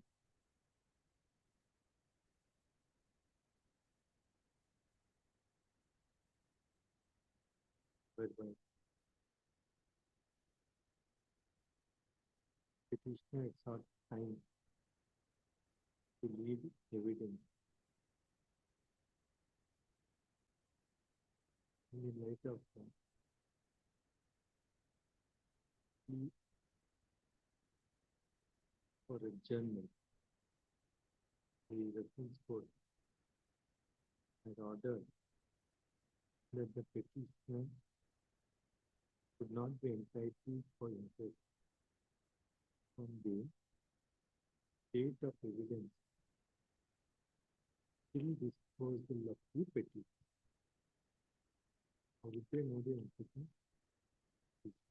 Petitioner is also challenged. Order passed in LAC 1796 of 2019, dated 14/3/2024,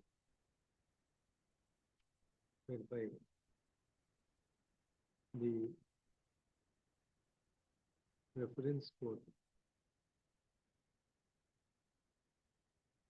had observed while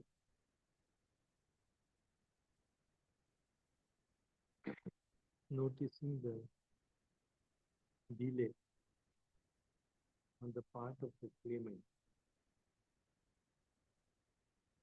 had ordered that claimants are not entitled for interest for the delayed period of 670 days. Full stop. Next. It is noticed that the exclusion of interest for period of delay attributed to the claimant.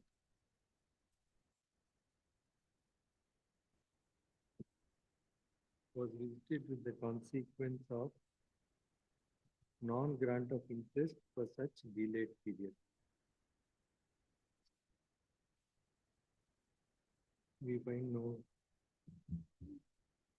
reason for interference with such order. While noticing that the main matter itself is disposed of.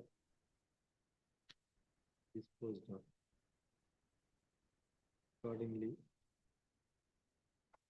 present petition is rejected. Only question in these two matters, there is some delay by the claimant in going on with evidence. The court said that you will not be entitled for interest from that date when you took adjournment till disposal of the petition, because they're going on. There's nothing to hear.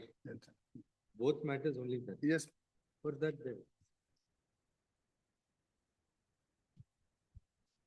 if you meet him, you tell him that in some 670 days delay is there, some LR application, abatement, etc. In the proceedings of the trial itself. I have also Yes. concluded. Adhe- Anyhow, you tell him, let him not feel, illanta note with dismissal. You inform him. Please, madam. One sentence I heard. The AGA submits that it's a matter of routine practice that where delay is attributed to the claimant, interest is refused. Interest for the said period is excluded, and accordingly, there is no reason to interfere with such direction passed on the which is an equitable order. But when came Khate? Lord, kindly 1 week time. AGA accepts notice for the respondent. Respondents 1 and 2. So you must tell Amel Bang, you must tell him. I had some health. Next time. 1 week time. 12 and 13. Each time granted. At request. What is the matter? Matter. It requires hearing, huh? It requires hearing. Requires some hearing. Some, yes. My name is spelling mistake ಮಾಡಿ correct ತೋರಿಸಿಲ್ಲ ಅಲ್ಲಿ. I am representing R1A at B. SUDH ಮಾಡಿದ್ದಾರೆ. ಬರ್ಕೊಡಿ. ಹಾ. Office to show. The name of land council. The Srinivas Siddhapurkar name be deleted, he is no more now. 12 ಅಲ್ಲ? How some? ಹಾ, ಅವ್ರ ಕಡೆಯಿಂದ ನಾವು Office to delete the name of land council. Srinivas Siddhapurkar. Shown as representing R1A and R1B. Then who appears for R1A? Now ಇವ್ರು ಆಗ್ತಾ ಇದ್ದಾರೆ Sudhir I filed ವಕಾಲತ್ for. Office to show the name of so and so is representing 1A and R1B. 13 ಅಲ್ಲಿ in 13 connected 13 ಅಲ್ಲಿ connected ಮಾಡೋದು ಬೇರೆ you had request 13 Please from the terms of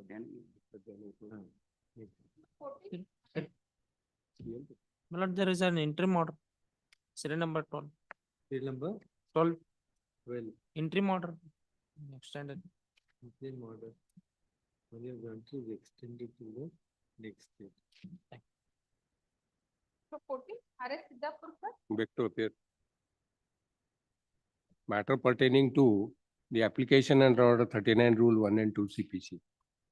My lord, suit is by the respondents herein seeking the relief of partition and separate possession in respect of one land. The suit is pending. I am the defendant number 2 in that suit. I claim that defendant number 1 has sold the property to me under a registered sale deed. It is his self-acquired property.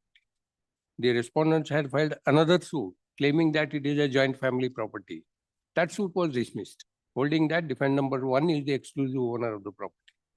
Thereafter, defendant number 1 executed sale deed in my favor. I am in possession of the property.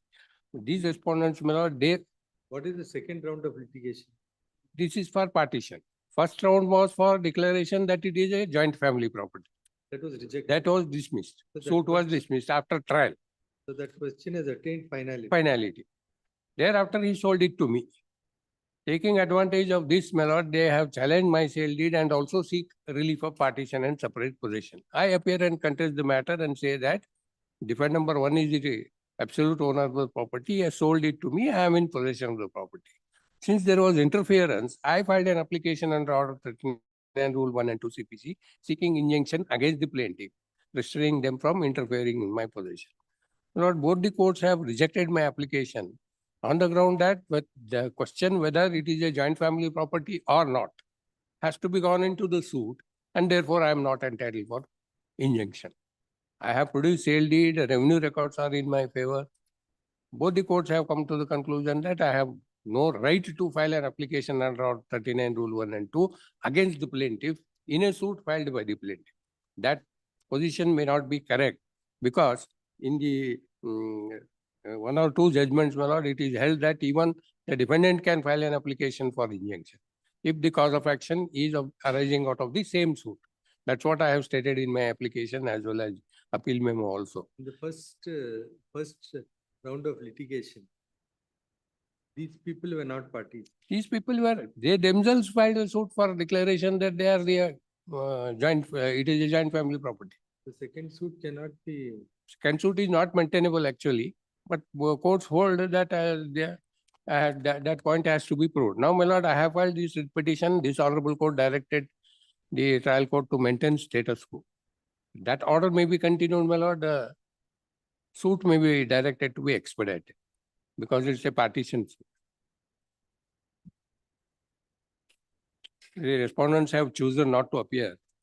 Just take me through the first suit. My lord, that is observed in the appellate court order. May I read from page number 63? 60? Ink page number 63. 63. Yes. These points are interconnected. They are taken together for common. Page? 63. Yes. The appellant has asserted his title and possession over the suit property based on the registered sale deed dated 5/9/2006. The said sale deed is placed on record. Said sale deed came to be challenged by the plaintiff respondent number 1 to 4 by way of a suit in OS number 89 of 2000. That is the first suit before the additional civil judge Raichur. The said suit came to be dismissed on merits on 2/2/2013. I have gone through the observation of the court in the said judgment. Admittedly, title of the suit property came to be transferred by the defendant number 1 in favor of defendant number 2 through registered sale deed. The fraud played and coercion by defendant number 2 in obtaining the sale deed as alleged by defendant number 1 is a matter of trial. Hence, same cannot be gone into at this pre-initial stage. This court at this stage requires to appreciate material document placed on record to ascertain existence of prima facie case. In this background, on perusal of the sale deed executed by defendant number 1 in favor of defendant number 2, to do reference about the said sale of suit property to meet out family necessity is also find reference about delivery of possession. Further, the observation of the additional civil judge and JMFC court Raichur in OS 89 of 12, more particularly on point number 1, would clearly reveal that the court has recorded finding about the ownership of defendant number 1 and his saleable title over the suit property. The court has answered point number 1 in the negative after considering the material played before it. Said finding of the court remained unchallenged. These are the material aspects which probabilize the title and possession of the appellant over the suit property. However, in order to avail equitable relief of temporary injunction, the party has to show his entitlement. Under 39 Rule 1B and C of CPC, enable the court to grant injunction against the defendant. In these rules, the word any party appearing in sub-rule A of sub-rule 1 does not find place. Therefore, it is clear that the defendant is not entitled to obtain an order of injunction against the plaintiff under 39 rule. Rule 1B and C of CPC. It is held by the Honorable High Court of Karnataka in so and so, so and so, so and so. The defendant cannot maintain an application under 39B and C of CPC. In view of the matter, defendant has no right to seek the relief of injunction, restraining the plaintiff from interfering in his possession and enjoyment of the suit property. To conclude, defendant number 2 has failed to make out a prima facie grant of temporary injunction. This is how the appellate court and the trial court have approached the case.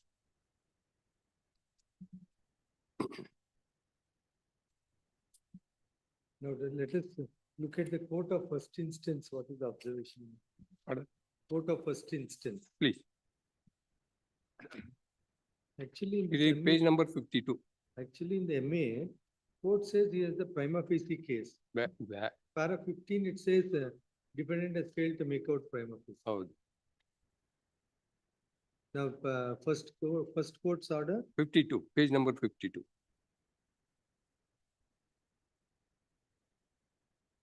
Yes. Point number 1 to 3, common discussion is there. Defendant number 2 has averred in the affidavit that the suit schedule land is self-acquired property of defendant number 1. He had purchased the suit land from R. Satya Reddy through registered sale deed bearing document number so-and-so, dated so-and-so. For his family and legal necessity, he had sold the same to defendant number 2 to registered sale deed bearing document number so-and-so. And on the date of sale itself, possession of said land was delivered to him. Whereas the plaintiff stated that suit land is an ancestral property of plaintiff and D1 and it is the ancestral property of theirs. Defendant number 1 was not having exclusive right to deal with the property. Further states that they are in peaceful possession of suit land and not the defendant number 2. Hence, question of interference in the defendant number 2 possession over suit property does not arise for consideration. Whereas the defendant number 1 states that the suit land was purchased by his father out of joint family funds and further state that the sale deed got executed in favor of defendant number 2 forcibly under coercion and further state that he is in possession of the suit land. On perusal of the version of the 3, it could be seen that the defendant number 2 is claiming ownership and possession of the suit property through sale deed, which itself is disputed not only by the plaintiff but by the executant defendant number 1. Plaintiff states that the suit property is ancestral property and hence defendant number 1 alone could not have sold it to the defendant number 2, and defendant number 2 states that his father had purchased the suit land out of joint family funds and the sale deed is a sham deed. Hence, whether suit property is joint family property or self-acquired property is the issue which is to be determined. Hence, till its determination, it could not be stated as to whether the sale deed was legally executed or not. Further issue is framed casting burden on D2 to prove that he is a bona fide purchaser and has purchased the suit property with consent of plaintiff and D1. Hence, until the said issue is proved by defendant number 2, it cannot be told that with certainty that he has acquired the ownership and possession of suit property under a valid sale deed.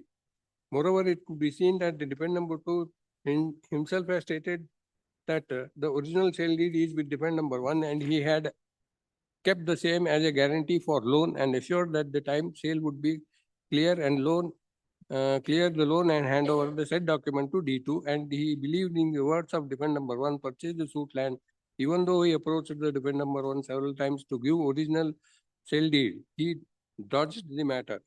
This version of D2 goes to show that D2 at the time of purchasing suit property had not verified and obtained original sale link document to ascertain whether the said property was purchased by D1 himself or whether it is purchased by his father out of joint family funds. So as to ascertain that D1 was having exclusive right to deal with the suit property. Hence, though the documents reveal that the D2, the conduct of D2 is not free from blemish, so to entail him with a relief of temporary. But on this point, what do you say? They say you're on affidavit to state that sale deed is only security for loan. No. The defendant number 2 purchased the property. Correct. And again, he has taken loan from defendant number 1 and as a security, original sale deed is kept with him. That is how the affidavit reads. That's what the affidavit. Yes. I'll read it once again. Moreover, it could be seen that the defendant number 2 himself stated in the affidavit that the original sale deed number so-and-so was with defendant number 1 and he had kept the same as a guarantee for the loan. So that does not take away from your assertion regarding the Title. sale deed. Title. Because that's the basis of your. basis of my title. So which is that judgment? That's some 1976, one old judgment is. Old judgment. 1976, yeah, some Sugalabai versus something. Sugalabai, Sunandabai and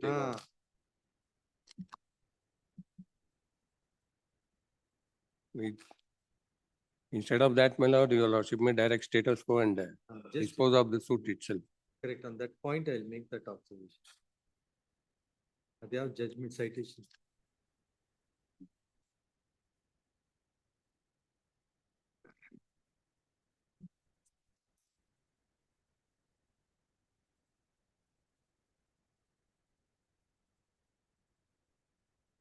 The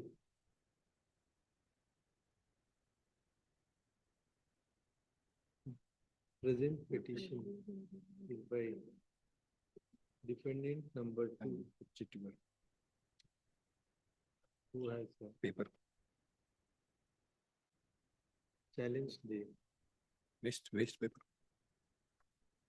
orders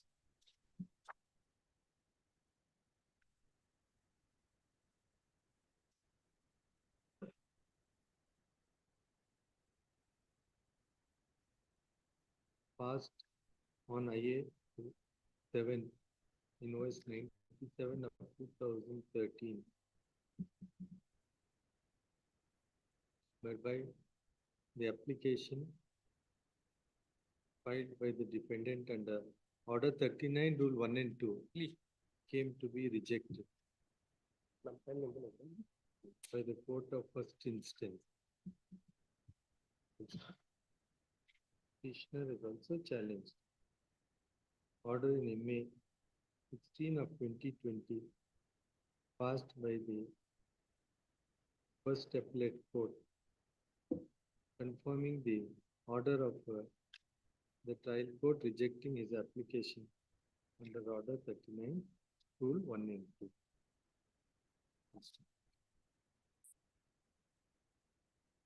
It is the facts that are made out are that OS 97 of 2013 has been filed by the plaintiffs seeking for the relief of partition and separate possession with respect to agricultural land bearing survey number 216, measuring 8 acres, 29 guntas, situated at Iklaspur village, Raichur Taluk and district, asserting that it is ancestral joint family property which was purchased in the name of one of the co-sharers with joint family funds.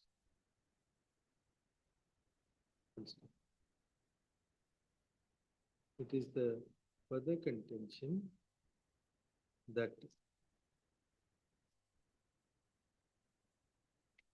the defendant number 1 in the suit had executed a sale deed in favor of defendant number 2, who is the petitioner herein.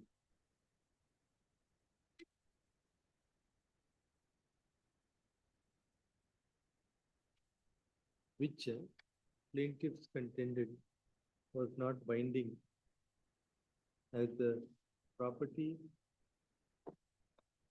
which is the subject matter of the sale deed executed by defendant number 1 in favor of defendant number 2 was joint family property. During the pendency of the proceedings, the defendant had defendant number 2 had filed an application under Order 39, Rule 1 and 2. Application is at page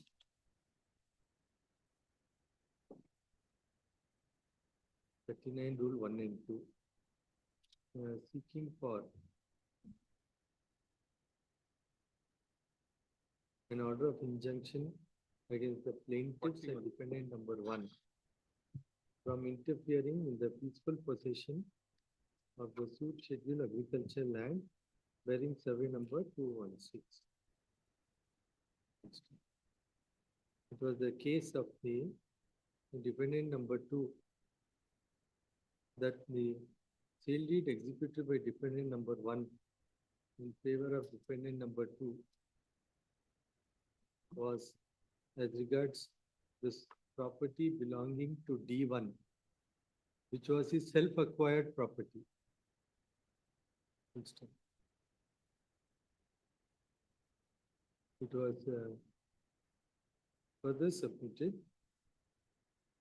that the same plaintiffs had filed OS 89 of 2012 for declaration, and such suit was filed including against defendant number 2, in which finding was recorded that defendant number 1, in which by virtue of dismissal of the suit, the right of defendant number 1 came to be upheld. Accordingly, it is submitted that in the present second round of proceedings, that question regarding the title of defendant number 1 to have executed sale deed in favor of defendant number 2 could not be raised. It was asserted that the defendant number 2 was in sole possession of the property consequent to the sale deed executed by defendant number 1. Revenue entries? In my, as per the sale deed. Revenue entries were effected in the name of defendant number 2 consequent to the registered sale deed by defendant number 1 in favor of defendant number 2. Accordingly, relief was sought for. Objections were filed and the trial court considered the said application, but however rejected the application by order dated 28th June 2018. The trial court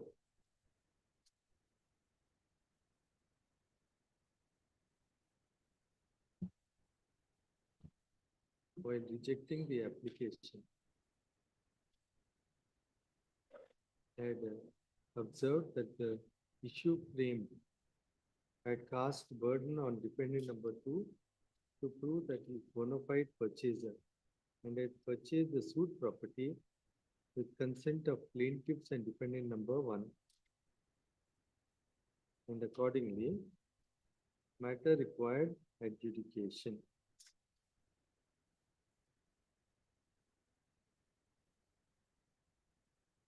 Court had also recorded the stand that the document was in possession of defendant number 1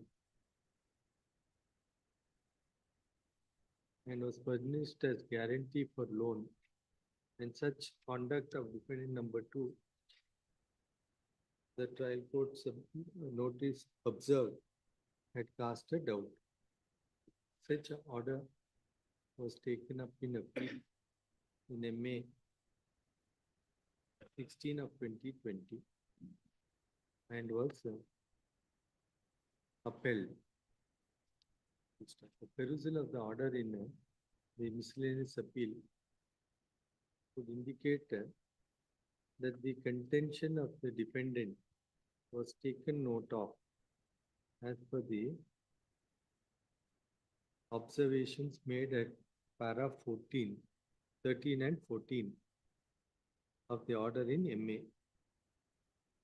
However, primarily on the ground that the defendant could not claim injunctory rights against the plaintiff by way of application under Order 39, Rule 1 and B, despite recording a finding of prima facie case in favor of the defendant, the appeal came to be rejected, confirming the order of the trial court on the application filed under Order 39, Rule 112. Next.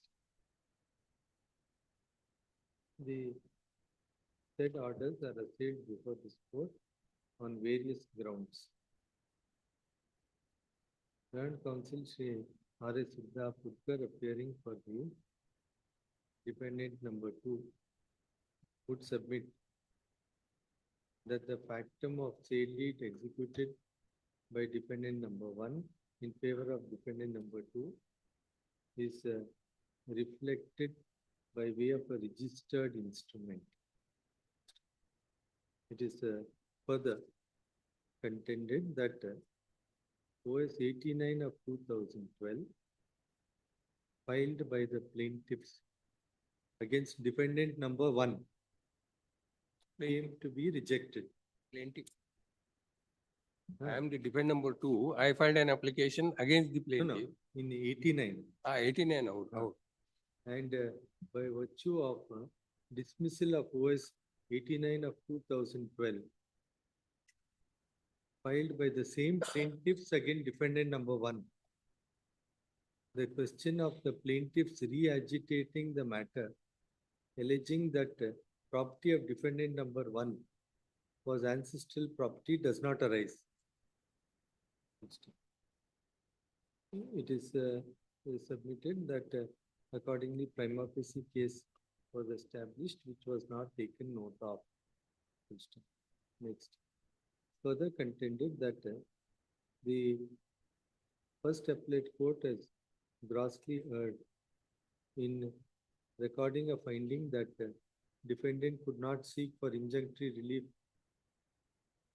under Order 39, Rule 1 and 2 in light of the judgment in Sugandha Bai versus Tulu Bai and others.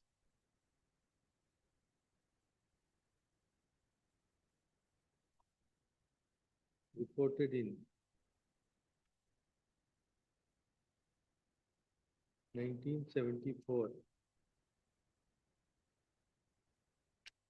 CLJ, ILR.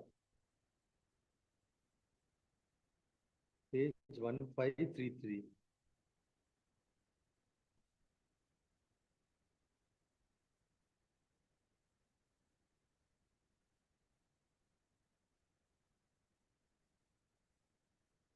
While contending that this court has clearly held that where the claim of the defendant arises out of the plaintiff's cause of action or is incidental thereto, defendant can seek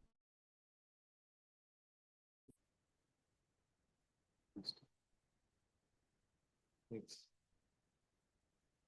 There is no representation for the respondents. Next. Third, learning counsel for the defendant number 1. Next. It must be noticed that the factum of registered sale deed dated 5/9/2006 executed by defendant number 1 in favor of defendant number 2 is evidenced by a document placed before the court, which is a registered instrument. The factum of OS 89 of 2012 filed by the plaintiffs against defendant number 1 is also a matter of record, as also dismissal of OS 89 of 2012. If that were to be so, the finding of prima facie case, if that were to be so, the contention of the plaintiffs vis-a-vis defendant number 1 prima facie cannot be deferred with in subsequent proceedings. However, it is clarified that the conclusion observation made herein is only prima facie and limited to the present proceedings, as trial is still on.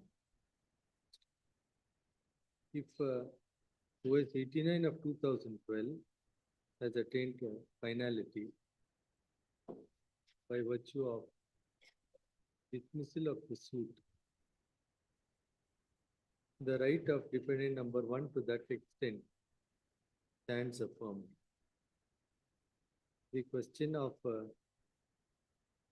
validity of the sale deed by defendant 1 to defendant number 2 prima facie cannot be revisited insofar as the title of defendant number 1 to execute sale deed in light of the judgment in OS 89 of 2012. To such extent, the first appellate court in miscellaneous appeal has affirmed the case of defendant number 1 while recording the defendant affirmed the case of defendant number 2 while recording that prima facie case is made out. While recording that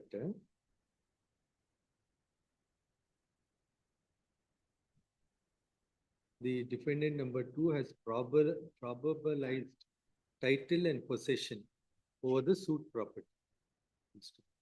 Next, the only point on which the Court of First Appeal has overturned the order has concurred with the order of the trial court and refused to interfere is on the ground that an application for injunction could not have been preferred by defendant number 2, as the same would not fall within the purview of Order 39, Rule 1B and C of CPC. Said position on a point of law is squarely covered by the judgment of this court in the case of Sugandha Bai versus Sulu Bai. So and so, 1974, so and so.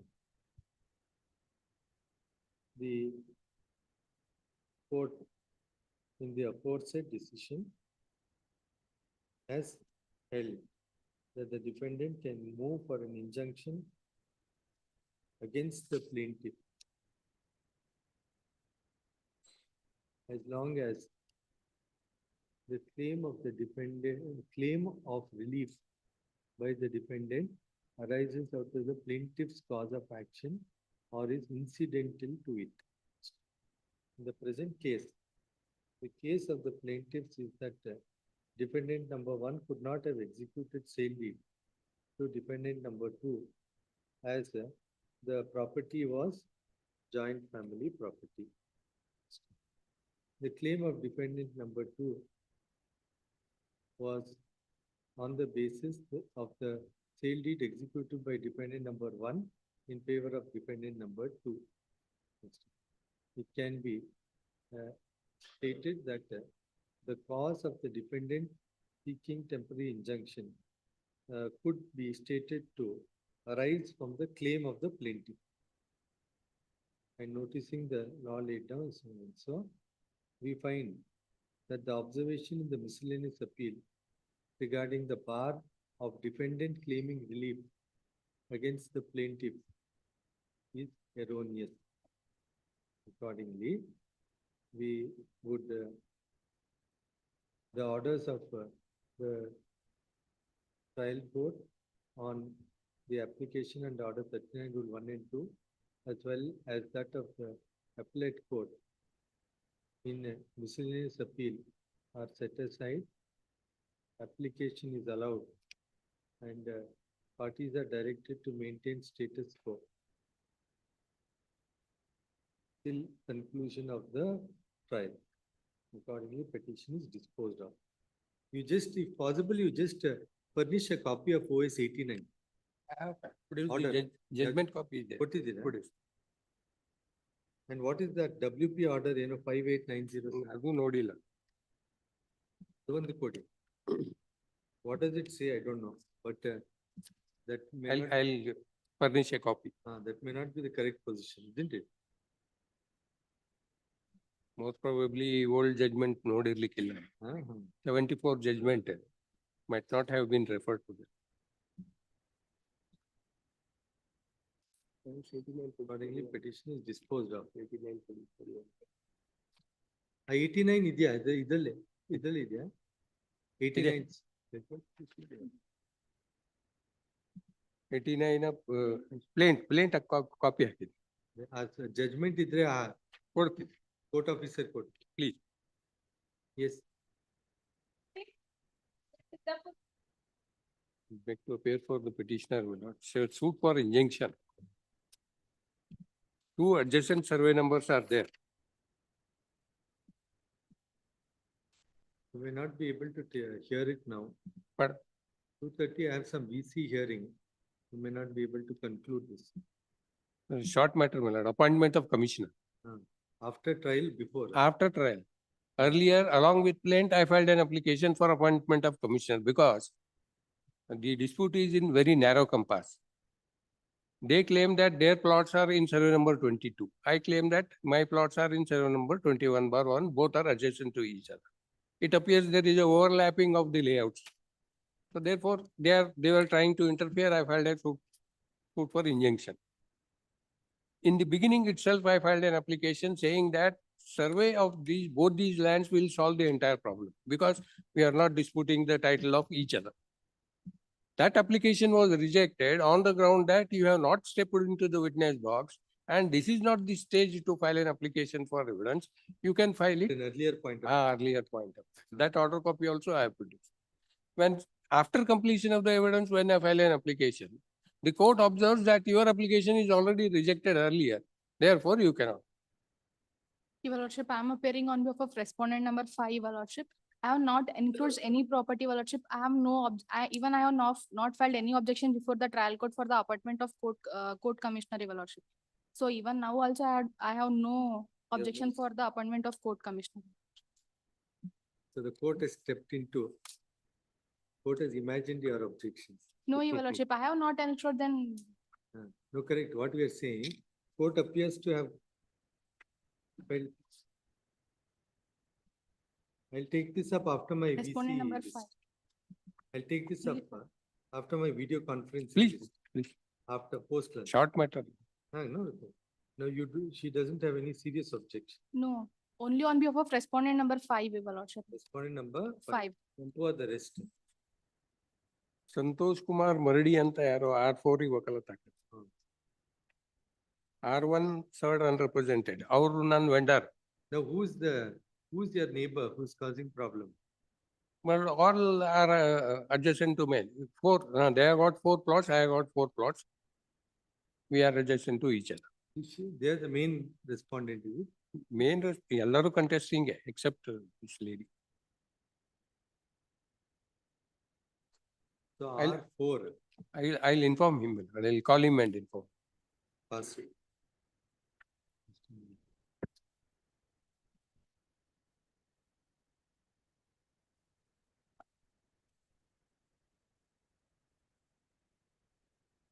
Let us see, I'm not sure after VC whether I can continue. If there's any urgent matter, we'll see. Let me see. We'll see. Serial number 9, my lord. It may be taken next week, my lord. Serial number? 9, my lord. Recently, I have filed the wakalat, my lord, in this case. My request is the matter next week. Please, my lord. And There is an status quo. status quo order. Status quo operative. In order of status quo. Yes. We have to give reasons for extension. Now, Your Lordship, it has not lapsed to 6 months, Your Lordship. Not yet. Yeah, not. Yes. Otherwise, we have to give reasons. Now it has been set aside, Your Lordships. That complete. Yes, that yes. Old order. Yes, gone. yes. Old order is set aside. ಅದು ಹೋಯ್ತು sir. Asian. That Asia's resurfacing agency also, it see, was that there. has been, Your Lordship. Correct. The 22, it is possible tomorrow.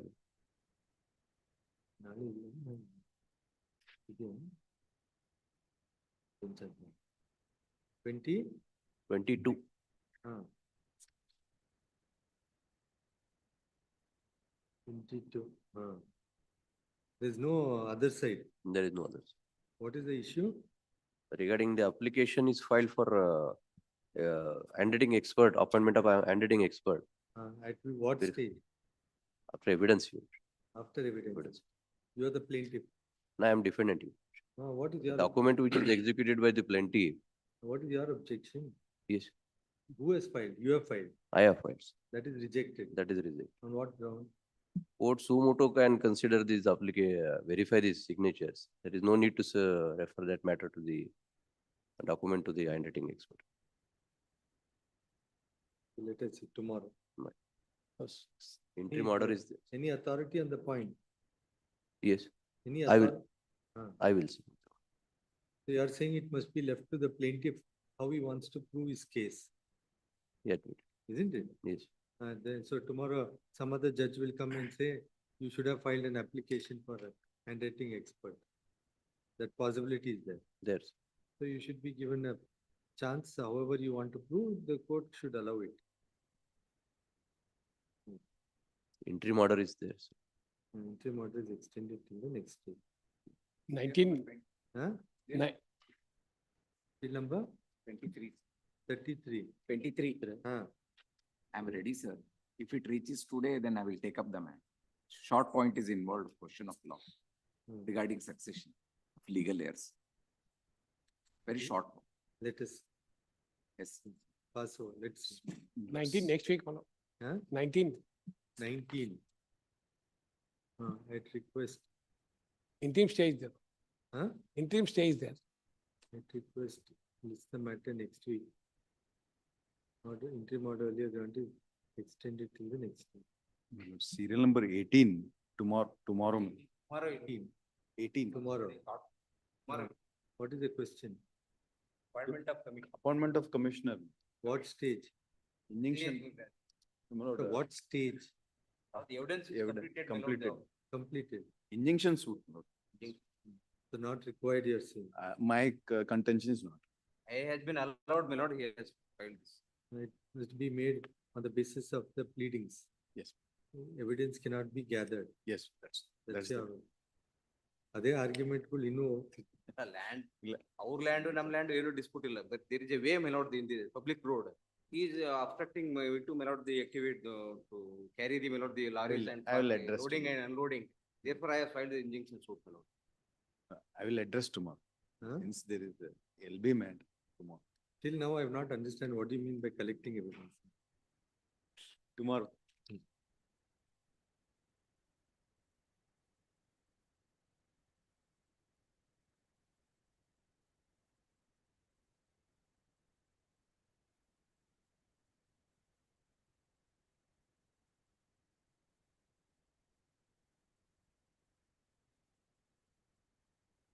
ಇದಾವ್ರಿ Bengaluru mattress ಅದಾವ sir ಆಗಿನ ಮೇಲೆ ತಗೋಬಹುದು ಇಲ್ಲ ನಿಮ್ಗೆ date ಬೇಕಂದ್ರೆ ಕೊಡ್ತೀನಿ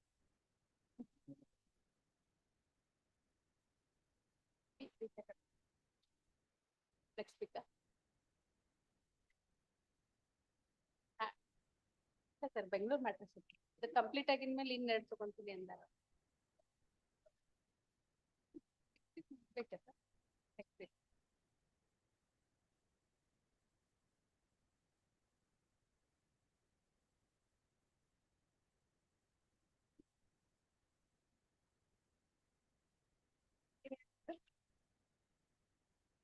ಅವ್ರು ಹೇಳಿಲ್ಲ ಯಾರು ಇಲ್ಲಂದ್ರೆ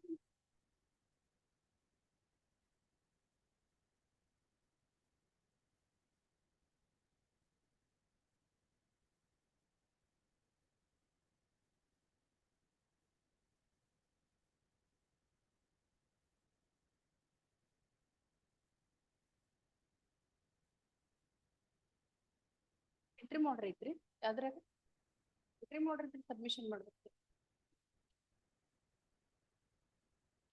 ಇಂಟ್ರಿ ಮಾಡ್ರಿ ನಾವು ಮಾಡ್ತೀವಿ ಇಂಟ್ರಿ ಮಾಡ್ರಿ ಸಬ್ಮಿಷನ್ Model ಇದೆ ಅಂತ ಅಂದ್ರೆ ಮೇಡಮ್ ನಾಳೆ extended ಆಗಿ, limit 22.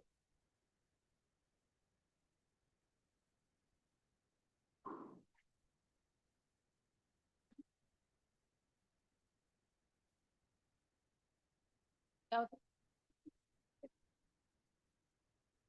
ಇಲ್ಲ ಮಧ್ಯಾಹ್ನ ಕುಂದಿರ್ತಾರೆ ಸರ್ ಆತರ.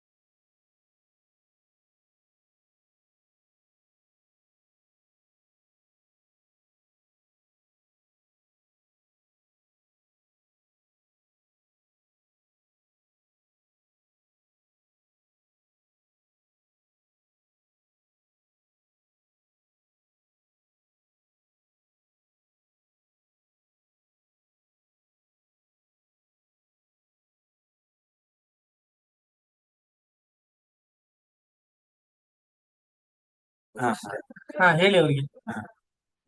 ಇನ್ನ ಬಂದಿಲ್ಲ ಇರಿ ಸರ್. ಕೊಟ್ಟಾಬ್ ಸರ್. ಇಲ್ಲ ಇರುತ್ತೆ. ಇದು ಬೇಕಾ ನಿಮ್ಗೆ? ನಮ್ದು ಇದು ಓಪನ್ ಇದೆಯಲ್ಲ. ಓಪನ್ ಇದೆ. ಮೇಡಮ್ ಬಂದಿದ್ದಾರೆ, ಅವ್ರು ಬರ್ತಾರೆ ಸರ್, ಅವ್ರು ಬಂದಿದ್ದಾರೆ.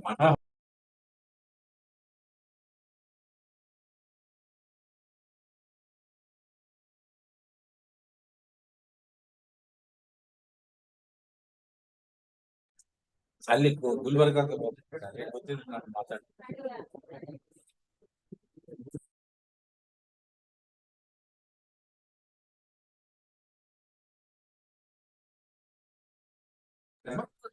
ಅಲ್ಲಲ್ಲ ಓಪನ್ ಮಾಡಿ, ಪೋರ್ಟಲ್ ಓಪನ್ ಮಾಡಿ. ಆಗಿದೆ ಆಗಿದೆ ಅಷ್ಟೇ. ಅವ್ರು ಏನ್ ಹೇಳ್ತಾರೆ ಅದು ಕೇಳ್ಕೊತೀನಿ. ಆಗಿದೆ 2:30ಗೆ ಓಪನ್ ಆಗುತ್ತೆ ಅಲ್ವಾ ಮೇಡಮ್? ಓಕೆ, ಈಗ ಆಡಿಯೋನು ಆನ್ ಆಗಿದ್ದೀರಾ? ಆಗಿದೆ ಅಲ್ಲ, ಸೊ ವಿಲ್ ವೇಟ್.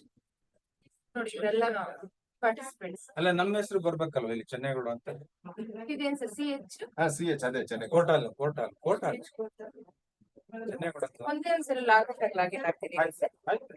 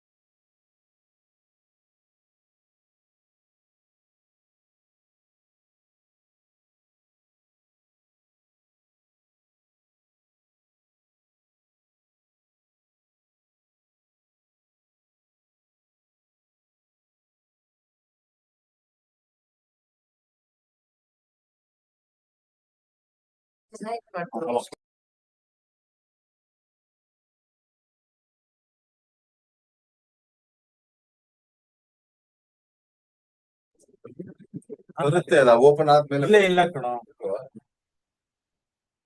ಇಲ್ಲಿ ಇದೀವಲ್ಲ ಸರ್. ನಾವಿದೀವಿ. ಹಾ ಹಾ ಇಲ್ಲಿ ಅಲ್ಲ ಹೆಸರು ಬರುತ್ತೆ. ಬೇರೆ ಅಲ್ಲ ನಮ್ಮ ಹೆಸರು ಬರ್ಬೇಕು. ಒಂದ್ ನಿಮಿಷ ಸರ್. ಸರ್ ಯಾರ್ದ ಬೇರೆಯವ್ರ ಇದ್ರಲ್ಲಿ ನಿಮ್ಗೆ ಮಾಡ್ಕೊಟ್ಟಿದ್ರು ಲಾಗಿನ್ ಮಾಡಿದೀರ ನೀವು.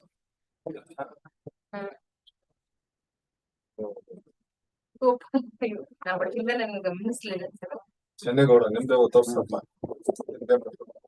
ಗೋಪಾಲ್ ಅದ್ರಲ್ಲಿ ನಮ್ ವಿಡಿಯೋ ಕಾಣಿಸ್ತಾ ಇದೆ ನಂಗೆ ನೋಡಿ ಫ್ಲಾಶ್ ಅಲ್ಲಿ.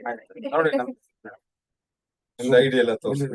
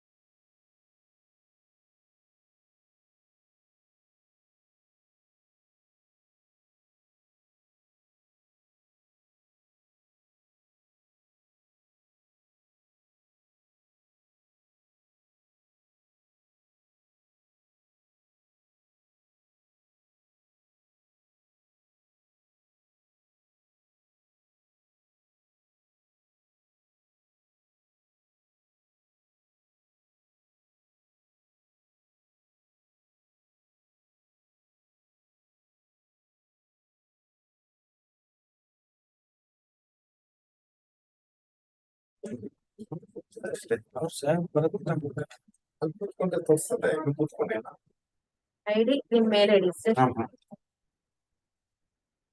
ಇಲ್ಲ small Chennegowda C56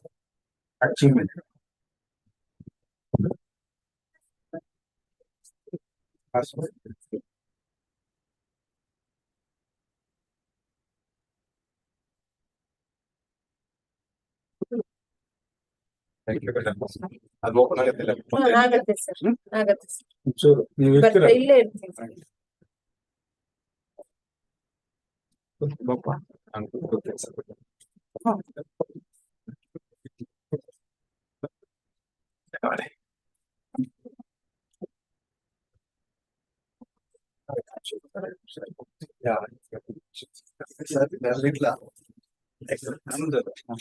sir Gulbarga ಯಾವ್ದು ಸರ್ ಸರ್ ಫಸ್ಟ್ ಮ್ಯಾಟರ್ ನಲ್ಲಿ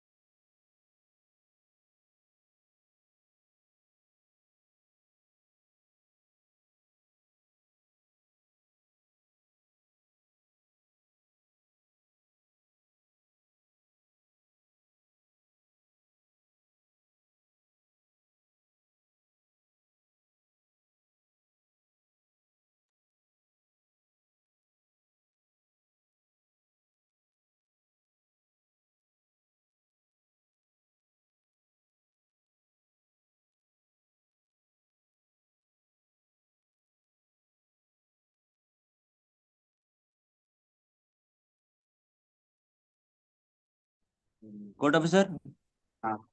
Judge.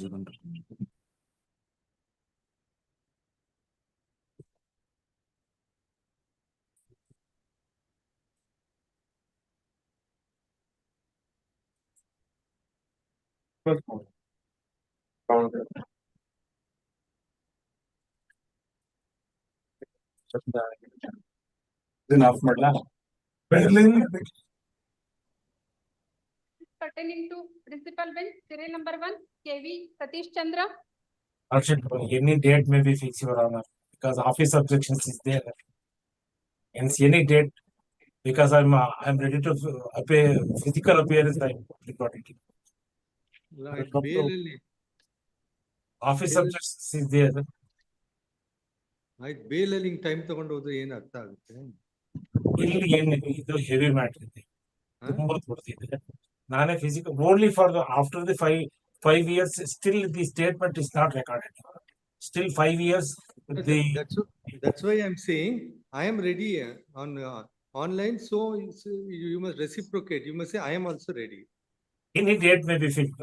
Online only I am not convinced. Any date I will come to Gulbarga and I will submit. Any Not, date. I can't see, I'm sitting single on very few days, so I can't tell you in advance. Let me see if possible next time. But when it comes next time, you can argue online only. I'll hear it. What is there? They just, he will assist. If the prosecutor. I am unable to convince through online also. No, I will be convinced. You make up your mind. Tejesh is there. If there is something, he'll concede. No, there's nothing personal about these matters. Liberty is at stake. You will see. Now you tell us. Let us see what the matter is. What Tejesh? What is your position? That is my only ground is nearly 1 year. This is still the statement is not recorded. Evidence has not commenced. Evidence is completed. 1 year is already completed for the statement, Tivanthi statement. If evidence is completed, 1 year after the 1 year, still there is the statement is not recorded since 1 year. About number of witnesses is there. So many. What is your stand, Tejesh? My lord, in such case, my lord, my learned friend says 313 statement is not recorded. Trial or the fag end of this matter, my lord, direction may be given to dispose the main matter, my lord, because earlier 307 FIR was registered. This is a double murder case. Subsequently, 302 is invoked, my lord. And he is a habitual offender. More than 4-5 cases pending against the petitioner. It is not an habitual. It is not. He is not an habitual offender.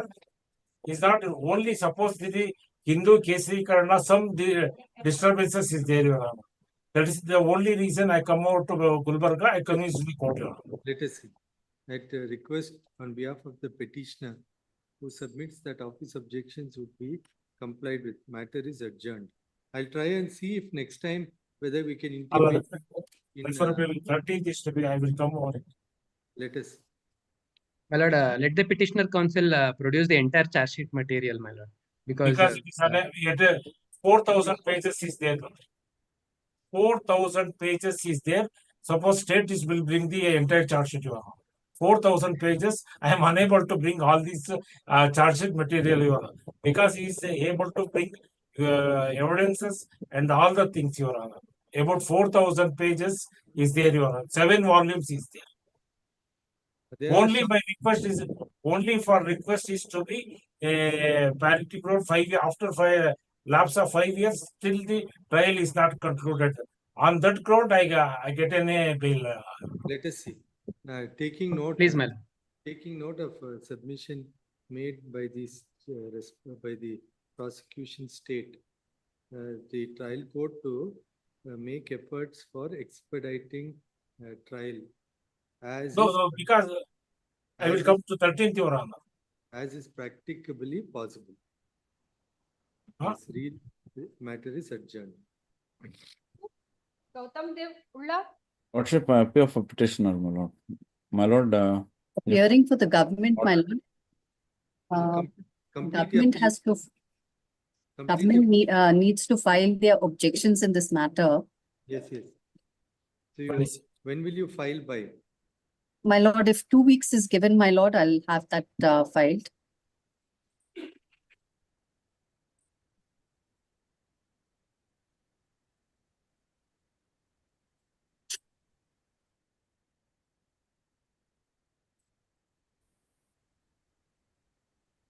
When will you file your statement, madam? My lord, I require 2 weeks, my lord. Last time Vijay Kumar said 2 weeks. Sorry. But you file it because. we Yes, kept yes, it- yes. It is our order which is impugned along with the municipal council. But you better file it because. Yes, my lord. Part-out matter. Please, please, I will. Lord Counsel Shweta Krishnappa, appearing on behalf of the state, submits that statement of objection will be filed positively within 2 weeks. Please. Matter is adjourned. We'll have it on any day after 2 weeks, depending on availability of single bench. But please file it and serve a copy on the other side. I will. In the interregnum, petitioner as well as R2 to file their synopsis consisting of list of dates, and summary of legal contentions. Yes. Obliged, madam. Much obliged, my lord. For respondent number 5, my lords. What My lords, we have filed the complaints papers, my lords, on 29 January 2025. Same was not put up before, my lords, where it shows that we have paid to the 8 students, and today also, as directed by this honorable court, we again communicated all the students with respect to the receiving of the amount, my lords. Today also, some of the students visited our institution, and we are paying to them, my lords. We never. My lord, I appeal for the petitioner, my lord. My lord, we were, as per your directions, my lord, we were ready to receive the amount, my lord. But what the college did was, they wanted us to give an acknowledgement which read like this, my lord. I am sorry, my lord, I am not able to pass it on to your lordship. It's a very short one. I'll read it, my lord. That is why we refused to receive the money, my lord. My lord, I'll read this, my lord. In that case, the student name was Neeraj Arjun, son of Ganesh Kumar. Yes, hereby acknowledge that as per court order dated 29th day of May 2024 in WP 1485-2023, I hereby accepted and collected an amount of rupees 2,06,000 to HDFC Bank through check bearing number 0000419 dated 28/12/2024. That's fine, my lord. The next clause, my lord, I hereby agree and accept the aforesaid amount after direction towards college, miscellaneous fee and skill lab fee as per DME directions. This we are not agreeable, my lord. I further state that there is no pending repayment from the college as per court order, my lord. My lord, we have submitted our memo of calculation. The counter is not filed. Our memo of calculation shows the correct amount that is refundable to us, and it is perfect to the last rupee, my lord. We are ready to accept the money provided these 2 clauses are taken out, and we are ready to give an acknowledgement for whatever the amount is received. The rest, my lord, let them prove they are entitled to deduct, my lord. They have no basis or authority to deduct these amounts, my lord. That is why we have refused. Madam, you have a look at it. You Without any conditions, we are ready to receive. No, just 1 minute. Now, you ask them to come, you fix a date, and then you find out what their grievance is, what are their memo of calculations, apply your mind to it, and then you see what is the disputed area between you and them, and then let's see. Unilaterally, it may be difficult. You fix a date, ask them to come, and then you try to sort it out. Let us. We are ready to receive. My lord, yes. We are ready to give a receipt for whatever amount they are ready to pay. The other things, my lord, let them show in the court how they are entitled to deduct. My lord, our memo of collection is perfect to the last rupee. Yes, they can't deduct any sum from that. My lord, when we agreed for not claiming interest, I never bargained for this, my lord. I thought the college will be fair to us. It's our money, they are sitting on it, earning interest. Yes. And now they want to deduct further from our amount, what is due to us. That's a very unfair, my lord. Very unbecoming of a college institution. Yes. Now you call them for a meeting and you sort it out amongst yourselves. If there's some minor thing, why the court should apply its mind. You give them a notice, ask them to come on a certain date and sort it out at that, there ends the matter. They've given up their interest. You also must go a step further and close it. There's no point in prolonging it.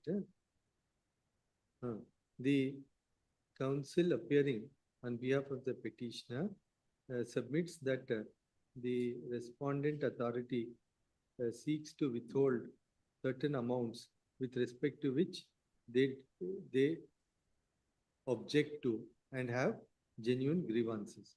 Respondent to fix a date, fix a meeting after intimating date to the petitioners and make efforts to sort out the differences.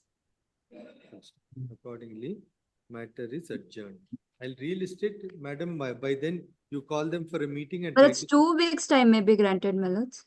that I will have it posted after 2 weeks, but you try to sort it out amongst yourselves. Please, my lords. Number 4, KV Satish. Yes. I am for the petitioner, my lords. Yes. My lords, senior counsel Mr. Raghavan is appearing in this matter. He is not in station, my lords. The matter may kindly be posted next Thursday, my lords. 13th or 20th, my lords, kindly. No, we have some constraints. I'm sitting single. I think it's better that it goes back before the single judge, because now I've forgotten whatever has been argued.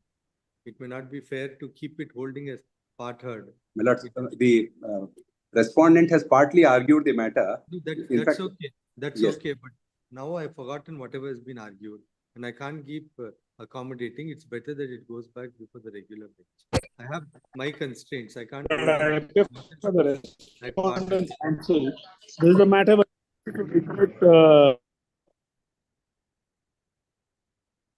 My lords.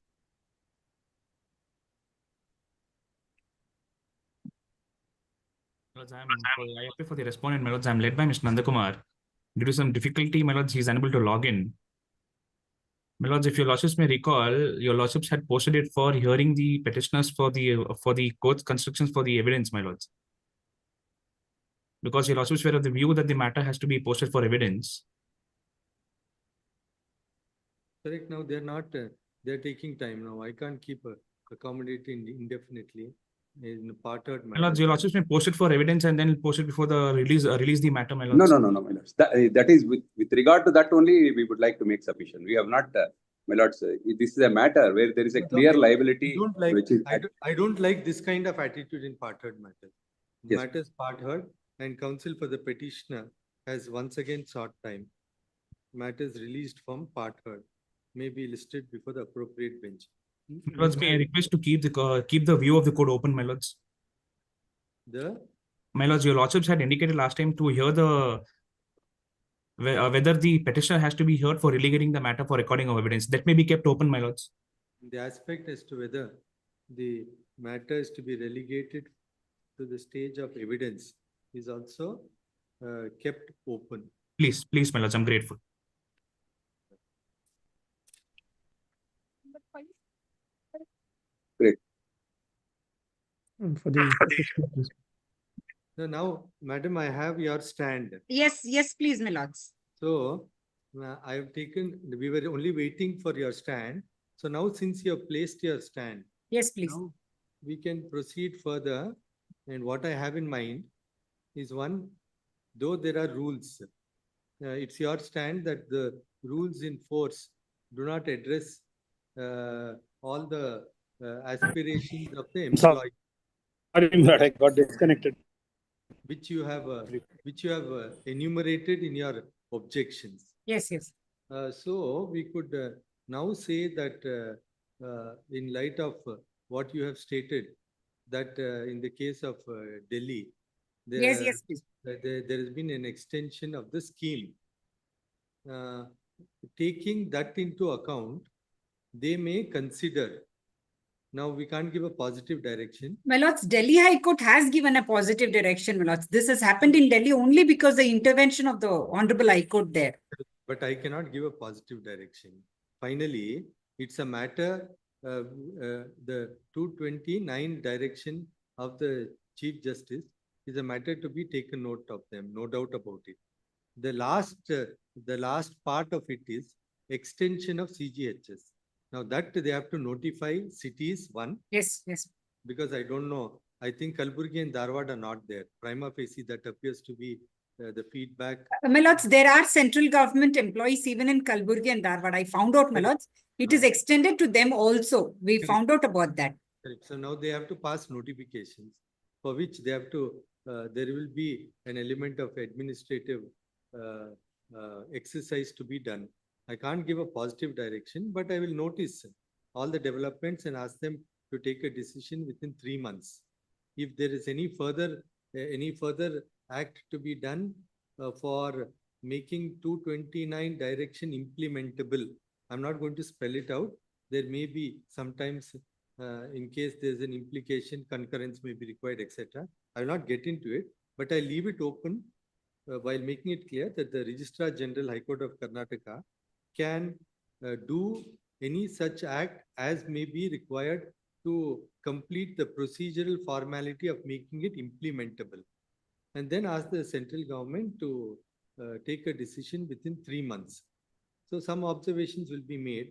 Reason being, prima facie, there appears to be under the applicability clause of the CGHS. If you look at the categories, yes, there you don't fit in directly within that. Yes, no doubt. No doubt, the fact that they've extended to Delhi is a matter to be taken out.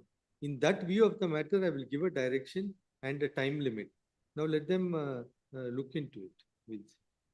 Subject to what learned senior counsel would submit, my lords. If your lordships could take the senior counsel's Yes, the petition. I'm for the petitioner. Now, no, correct. Now, I've sort of had a fair picture of what I have to do. I was waiting only for madam to give the final blow. So now she has put it in writing. I was waiting what the employer will say. So now they have expressed it. Now, so there's no doubt that a direction has to be issued to the central government. Nature of direction, I'll make certain observations which may guide the central government to take an appropriate decision. I will make certain observations, including the Delhi High Court order. Beyond that, since there is some exercise to be done at their end, I may not be in a position to give an outright direction to implement it. One, because the High Court employees, though may be getting central government pay scales, per se are not central government employees. Now, to what extent they're going, so there will be some element of application of mind, administrative discretion at the end of the central government. I will try to give some guidance of how that discretion is to be exercised, and I'll fix a time limit, and then let the central government act. Now, central government has not conceded because they filed their objections. So, so I will pass an appropriate direction with certain guidelines. Let them pass and take appropriate stand within 3 months. May I make one submission? Yes. If the scheme, this honorable court has categorically held up the previous round of litigation, division bench has said that the letter of the Honorable Chief Justice is to be construed as a rule in itself under Article 229(2). Yes. So that order of this honorable court has been upheld by the Honorable Supreme Court also. Yes. That is one. Second is with regard to the implementation of the scheme to the employees as such is concerned.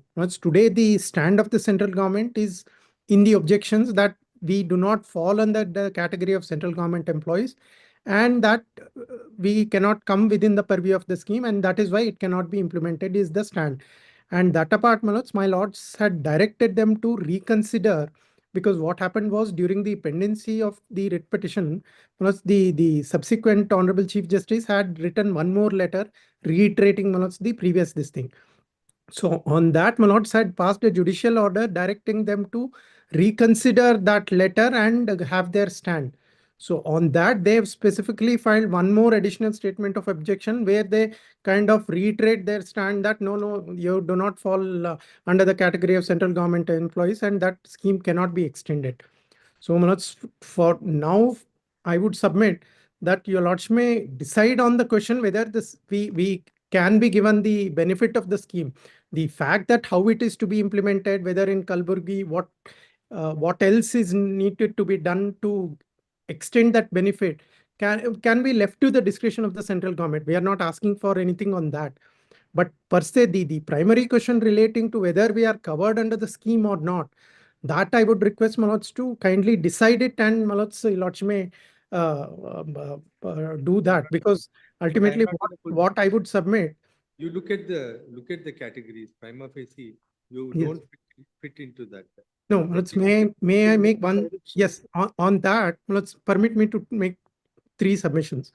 Let's, as far as the CGHS scheme is concerned, let's, I have in fact filed it along with the memo on 18/7, where Manoj, it is a handbook on that central government health scheme itself, where Manoj, there are certain autonomous bodies, persons who are employed in semi-government autonomous body have been granted this benefit of CGHS. Manoj, there are accredited journalists who are being given the benefit of CGHS. So it is not merely extended only to the central government employees as is sought to be contended. That No, but memo, look at, no, correct. I've Yes. applied my mind to that, but Yes. recent, I think it's on their website. BSNL, they've rejected, and the reasons given is varied. So my point is they will have to take a stand in writing only after a direction is given. As of now, it's only their objection statement. Though I would point out that though they have raised their objection, in Yes. light of having extended to Delhi, yes, there is they may have to look at the aspect of parity. I can guide the exercise of discretion, but I can't give a positive direction. the only thing is, Lordship may Will also not be- take note of Manoj, the judgment of the Delhi High Court where a positive direction was issued. If I may just read that operative portion, it says, I consequently direct the first respondent, that is Union of India, to extend the scheme first to the employees of the Delhi High Court before extending the scheme to any other organization other than cannot the be done. government That sponsor. cannot be done. That I don't know how can you exercise power under 226 like that? No, That's why I definitely said, Manoj, that is why I said, Manoj, under Article 229(2), Manoj, this honorable court has said it is a rule in itself and it is binding on everybody, Manoj, including the central government, state government. No, that I'll observe. Yes. But look at the context here. You are in the state of Karnataka. You're not a central government employee. Now, if it were to be a direction to the state, and the High Court has adopted many rules framed by the state, it would have been a different matter. We are dealing with the central government, and we have nothing to do with the central government. It's only that the Chief Justice feels, and rightly so, that the condition of service must be on par with the CGHS. That's well taken. Now, the question is one of extension of CGHS to the High Court employees. That decision, in the context of the rule, requires them to take note of it appropriately. The fact that it's a rule under 229 is also not in dispute. That also I would emphasize. But because it's the central government, there is some gray area. Now, if we were to make it to the state government, that would have been entirely different. So I will make observations that may facilitate exercise of discretion in discretion, and fix a time limit so that they may take a decision at the earliest. Then we will see what is to be.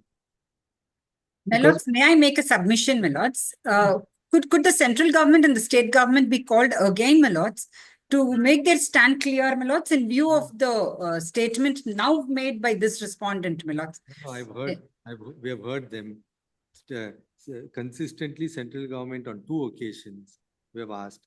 They are not ready to budge. At the most, they say we will obey an order by the court. I can't give an order. I can't give an order, do it. I can only say consider. Though the effect of 229 is something they have to look into it. It has to be. So I will make certain observations. In a similar case, the Apex Court, Apex Court has in fact said presidential concurrence is required. I'm not going to get into that. You just have a look at it.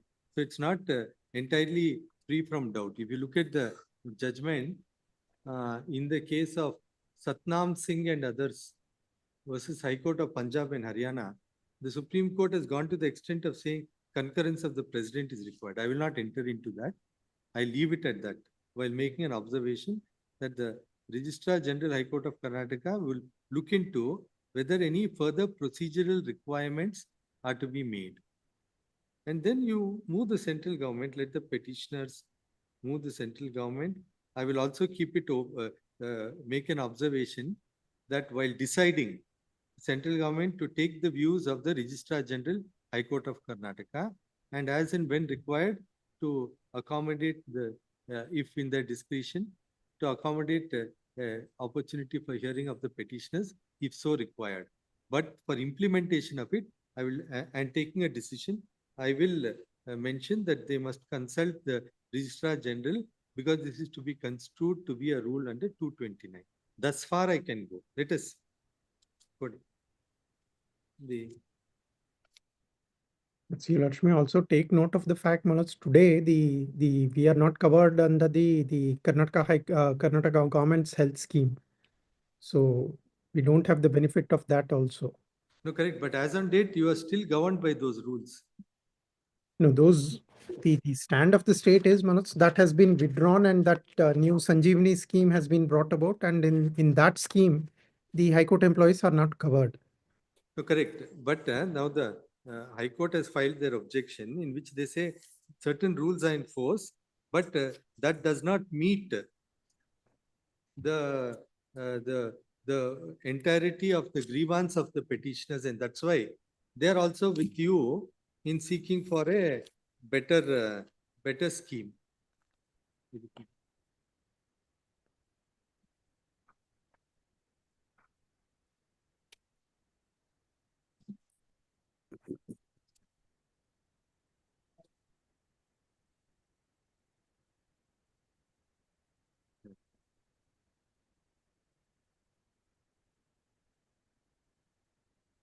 The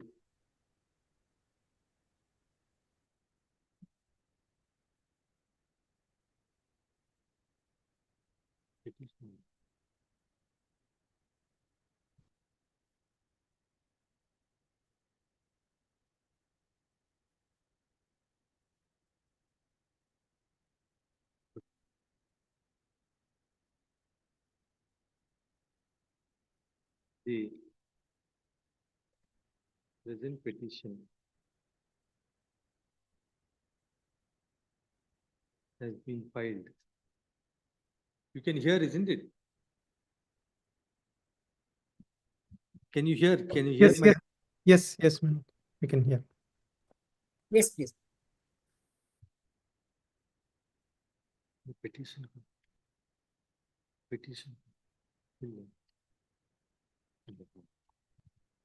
The statement of the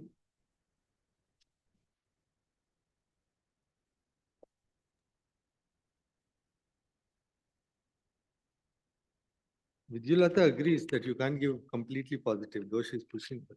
My lords? I think you agree that I can't give completely positive, though you're Yes, my lords, I understand, my lords, but looking at the, my lords, they're left nowhere, my lords. That's why we, at least following Delhi High Court, my lords, we thought some direction, my lords, would help our employees, my lords. Let us see. That you have the law. I mean, you have to push it further. Yes, my lords, we would. The present petition has been filed by the Karnataka High Court Employees Welfare Association, represented by its president, seeking for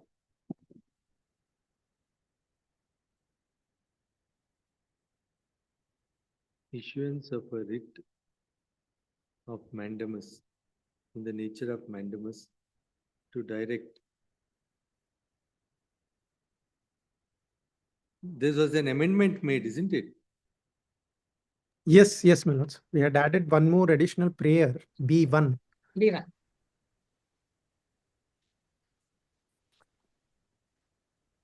The amended petition was filed on 11/6/24.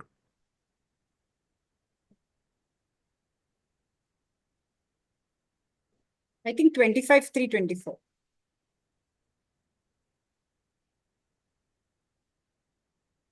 That was the application. The amended petition is filed on 11/6/24. Seeking for. The application as it is was allowed, isn't it? Yes, yes, please. my lords. Issue of writ in the nature of mandamus to consider and grant approval to the recommendatory letter dated 12/3/2019 addressed by the Honorable Acting Chief Justice High Court of Karnataka at Annexure L in terms of Article 229, Subclause 2 of the Constitution of India. The petition was amended and an additional prayer was sought, whereby the petitioners had sought for issuance of writ of mandamus to direct the Ministry of Health and Family Welfare, Government of India, as well as Director, Central Government Health Scheme, Government of India, to extend benefit and to cover the employees, including those who are retired as well as pensioners, under the Central Government Health Scheme by treating them on par with central government employees, as in the case of Delhi High Court employees.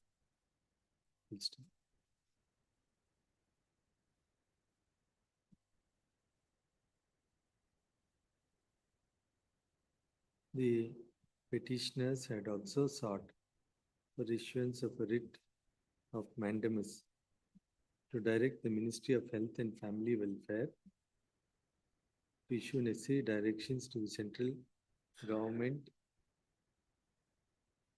to extend benefit of medical treatment, reimbursement and other benefits as per the central services within bracket medical attendance close bracket rules 1944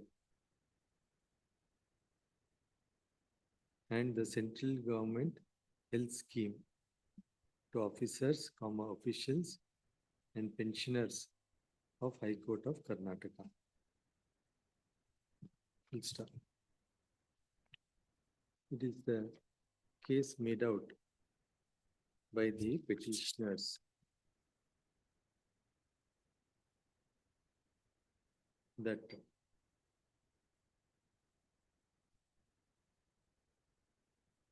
consequent to the recommendation of the First National Judicial Pay Commission, the pay scale of the staff of subordinate courts came to be enhanced, while the FNJPC did not cover the employees of the High Court. Full stop. It is further submitted that subsequently, in light of the direction by the Honorable Chief Justice and Article 229, Subclause 2,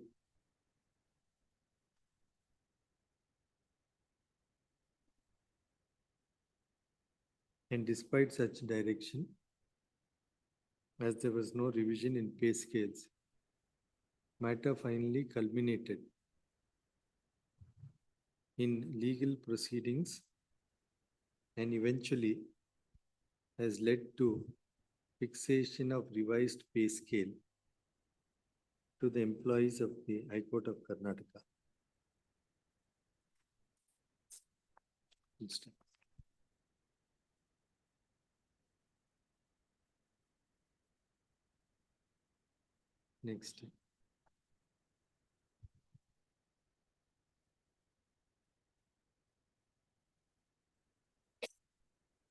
It is the stand of the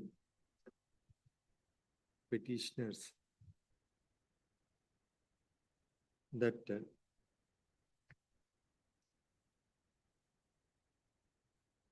insofar as medical benefits are concerned,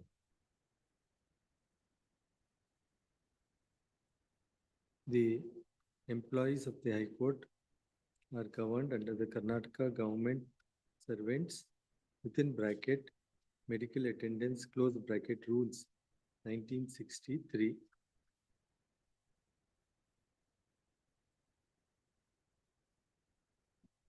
However, it is the grievance of the petitioners that there is certain lacuna in the said rule, as the said rules are applicable only to serving government servants and their family, and that retired employees are not entitled to any benefit under the said rules. Full stop. Next. It is the case made out by the petitioners in their pleadings that insofar as employees of central government are concerned, they are governed under the central services within bracket medical attendance close bracket rules 1944. And in terms of the said rules, Ministry of Health and Family Welfare, Government of India has formulated Central Government Health Scheme.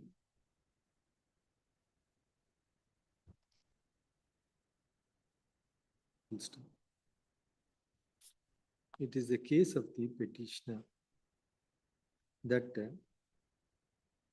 the said scheme is beneficial and takes care of many of the lacuna that the present system of medical reimbursement which is applicable suffers from.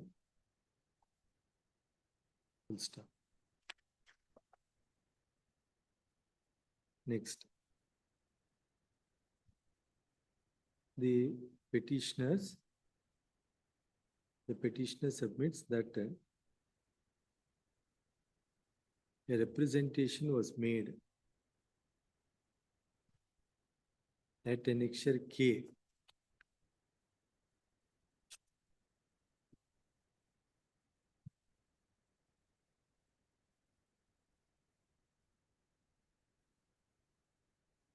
to the Registrar General High Court of Karnataka, seeking for recommendation for adoption of Central Government Health Scheme and Central Services within bracket Medical Attendance close bracket rules 1944 to the officials / officers and pensioners of High Court of Karnataka.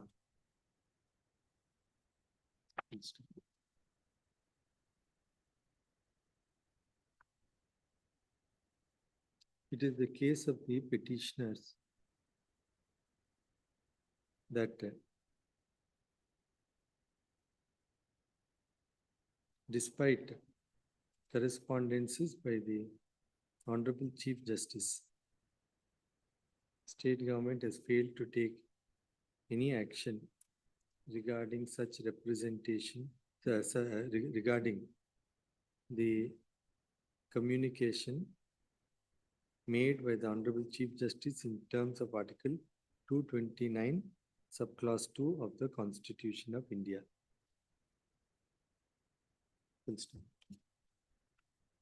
During the course of the present proceedings, amendments were made to the petition, and the petitioners have included additional pleadings, including that during the pendency of the petition, the Honorable Chief Justice has addressed a letter to the Secretary, Ministry of Health and Family Welfare, New Delhi, and to the Director, Ministry of Health and Family Welfare, Government of India, Central Government Health Scheme, stating that as the employees of the High Court had migrated to central pay scale, and since pensioners were not covered under the existing medical attendant rules. And as the employees and pensioners were agreeable to pay contribution in terms of the CGHS scheme, Honorable Chief Justice had recommended implementation of the CGHS scheme framed under the central services within bracket medical attendance close bracket rules 1944 to the employees, pensioners and retired employees of the High Court of Karnataka. Full stop. Further pleadings have been made to the effect that the government of Karnataka has withdrawn the Karnataka government servants medical attendant rules 1963 and is in the process of implementing the Karnataka Arogya Sanjeevani scheme to the state government employees, and that employees of the High Court have been excluded from purview of the said scheme. It is in such context that the petitioners are seeking to make out the case for adoption and implementation of the CGHS scheme to the employees, pensioners and retired employees of the High Court of Karnataka. It is also the case made out by way of additional pleadings that employees of Delhi High Court who are similarly situated to that as that of employees of the Karnataka High Court have been granted benefit under the CGHS scheme. Reliance is placed on the response received under the Right to Information Act.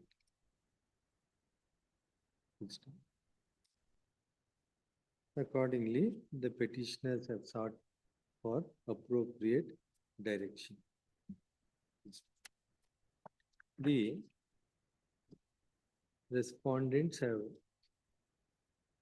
taken their stand.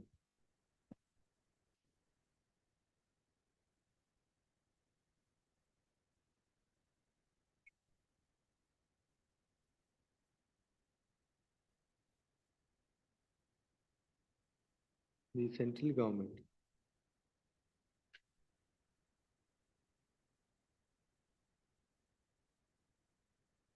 have taken their stand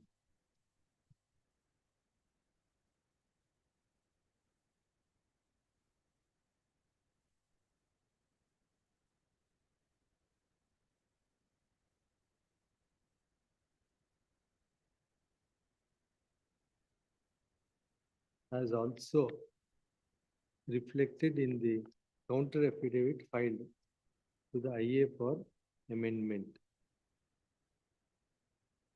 Full stop. It is the case of the central made out on behalf of the central government that scheme is essentially for the benefit of employees and pensioners of the central government.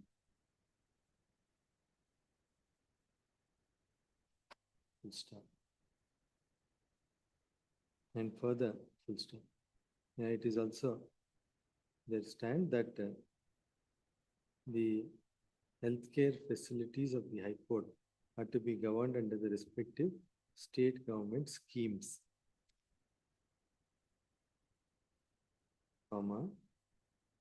that full stop. Insofar as employees of High Court of Delhi, it is the stand of the central government that case of employees of High Court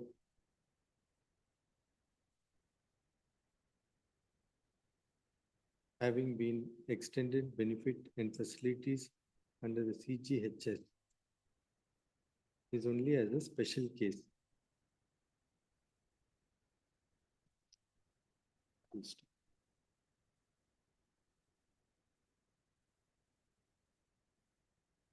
Insofar as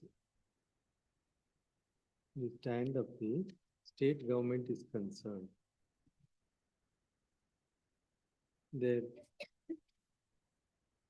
last of their pleadings is the additional statement of objections filed on 5/7/24.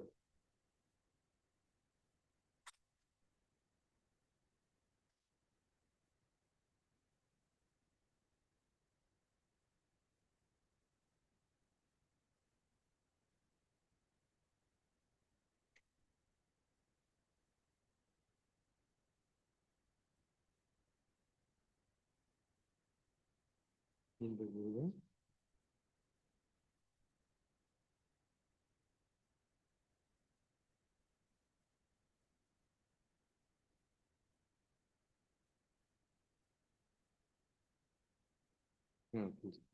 Wherein it is stated that state government has no role in recommending to the government of India for extension of the CGHS scheme, which is in the domain of the central government.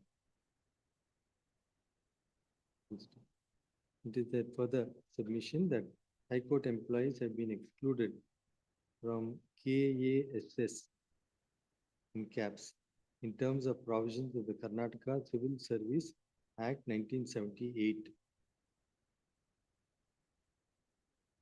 And that it's open it's open for the Honorable Chief Justice to suggest framing of separate set of medical attendance rules or a special medical scheme similar to KASS scheme of the state government for the benefit of employees of the High Court with approval of the Governor.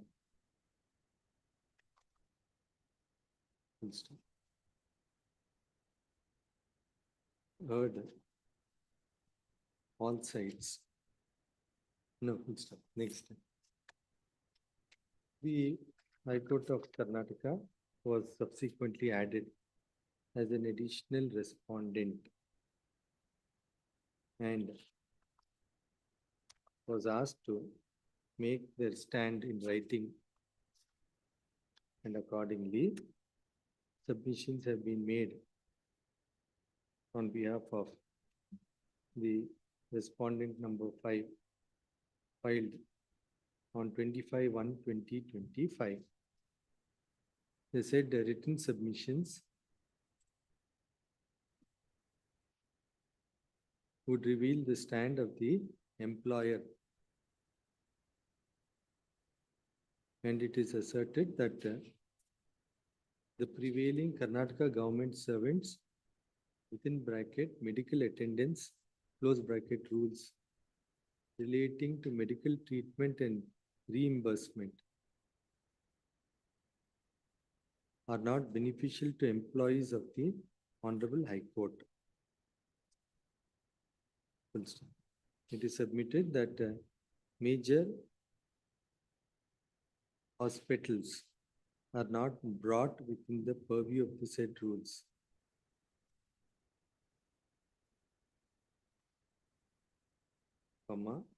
That the treatment is to be taken only in the empaneled hospitals, which causes inconvenience, especially during emergency situations.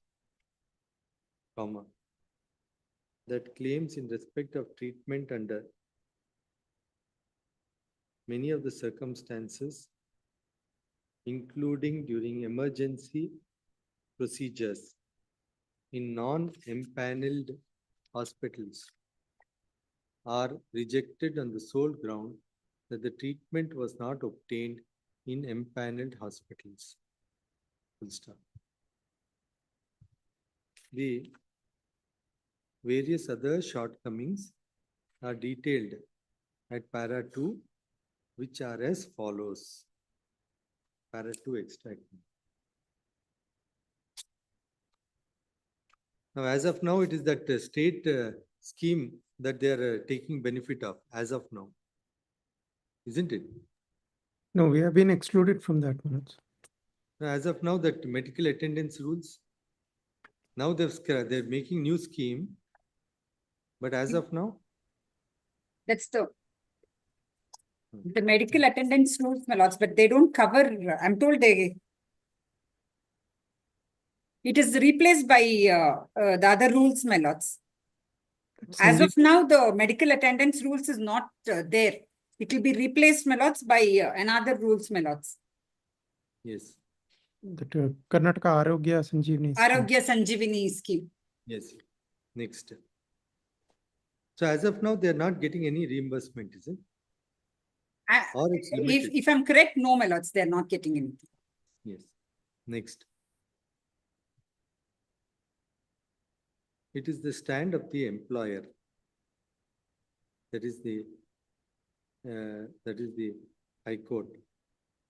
That the communications have been addressed by the Honorable Chief Justices of the High Court of Karnataka on different dates, including on 12/3/2019 and 24/1/2024, wherein recommendation has been made for adoption and implementation of benefit of medical treatment, reimbursement, and other benefits of the CGHS framed under the Central Services within bracket Medical Attendance Rules 1994 to the officers, officials, and retired employees of the High Court of Karnataka.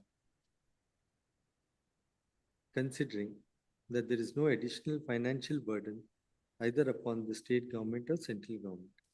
Next.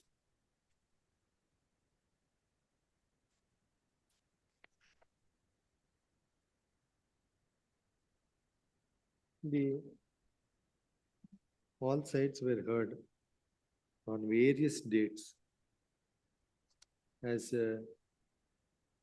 reflected and opinion /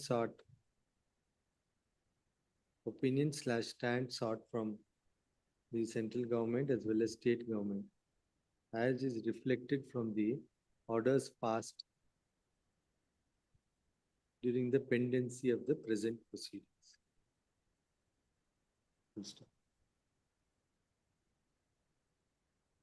As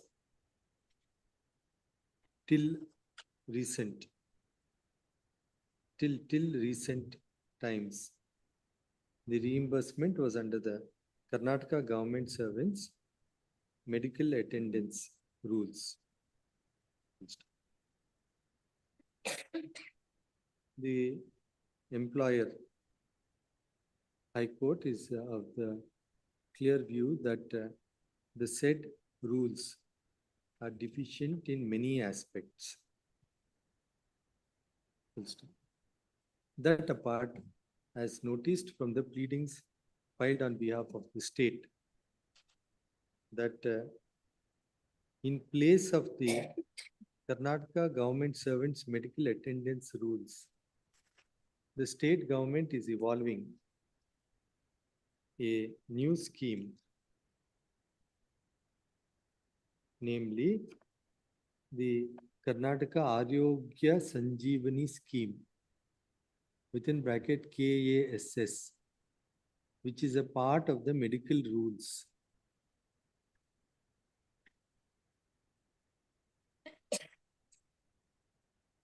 It is admittedly, it is the clear stand of the state at para 6 of the pleadings filed on 5/7/2024 that High Court employees have been excluded from KASS in terms of the provisions of Karnataka Civil Service Act 1978. It must be noticed that the Honorable Chief Justice has addressed a communication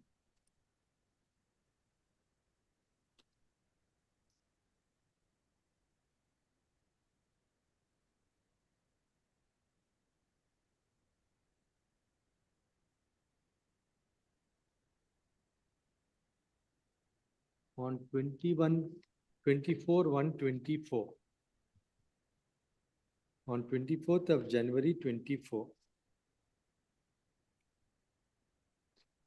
to the Secretary, Ministry of Health and Family Welfare, as well as to the Director, Ministry of Health and Family Welfare, Government of Karnataka.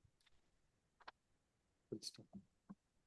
They said communication dated 24th January 2024 is detailed and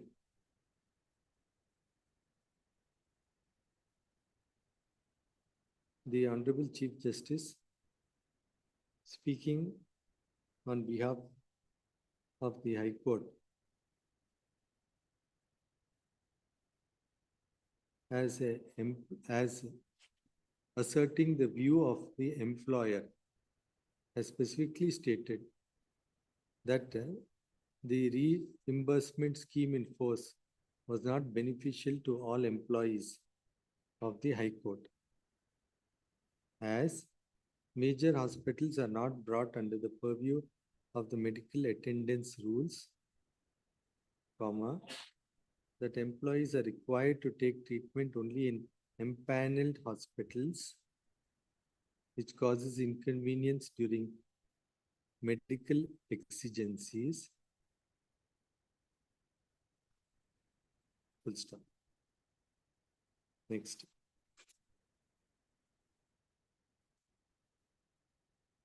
It was also observed that under the existing medical attendance rules, pensioners are not covered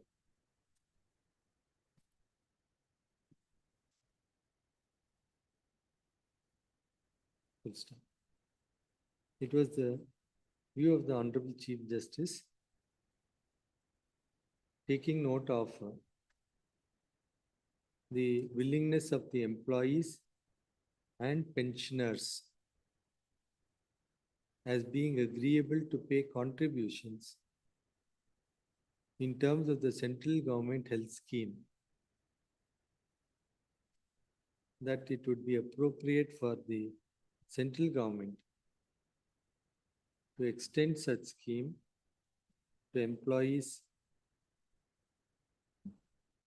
current employees, as well as pensioners and retired employees of the High Court of Karnataka. Full stop.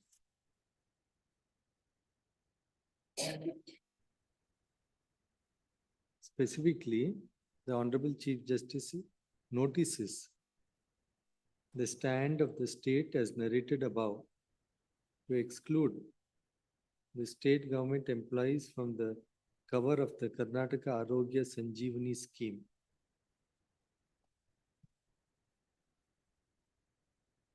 And in full stop. Next. Honorable Chief Justice, in the said aforesaid communication, notices that officials and officers of the High Court of Delhi have been extended the benefit of CGHS and who are availing benefit of the said scheme. Accordingly, in conclusion, in the said communication, it is the opinion of the Honorable Chief Justice as follows. Extract page, last parent, page 9. Considering all the aforesaid relevant facts and circumstances of the matter, comma, I hereby recommend for adoption / implementation of the benefit of medical treatment, comma, reimbursement and other benefits of central government health scheme within bracket CGHS close bracket framed under the central services within bracket medical attendance, rules 1944 to the officers, comma, officials, comma, pensioners and retired employees of High Court of Karnataka as expeditiously as possible. Close inverted comma. Next. The legal standing of such a communication cannot be disputed. Constitution code. Article 229.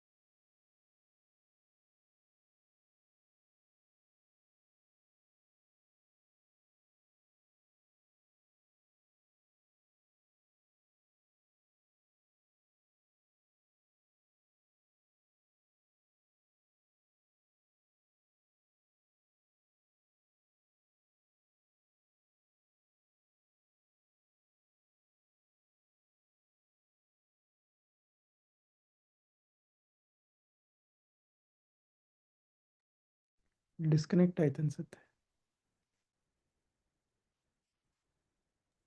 I think it,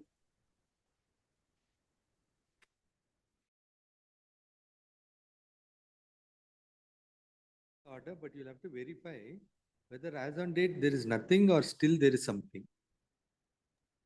there is, my lords, till the new scheme has come, till the new scheme will come, my lords, they will have under the old rules. Yes. Article 229 2 reads as follows.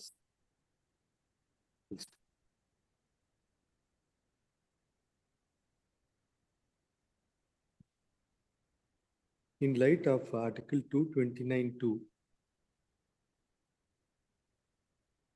the condition of service of officers and servants of a High Court shall be such as may be prescribed by rules made by the Chief Justice of the court. Full stop. The said provision has been interpreted to be construed, has been interpreted in a manner that any communication by the Chief Justice in whatever form it may be would be construed to be a rule under Article 229(2), isn't it? Yes, Yes. yes. Yes. That some judgment you have, with some judgment you have. 65, Which one? page 28, Manoj, it starts the division bench judgment. This is in your compilation. In the writ petition itself, Petition. annexure B in the writ petition, please. Manoj.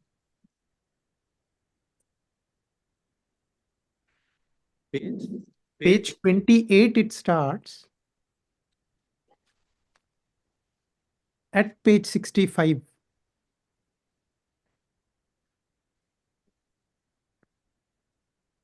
Let me come to page 65, para 32.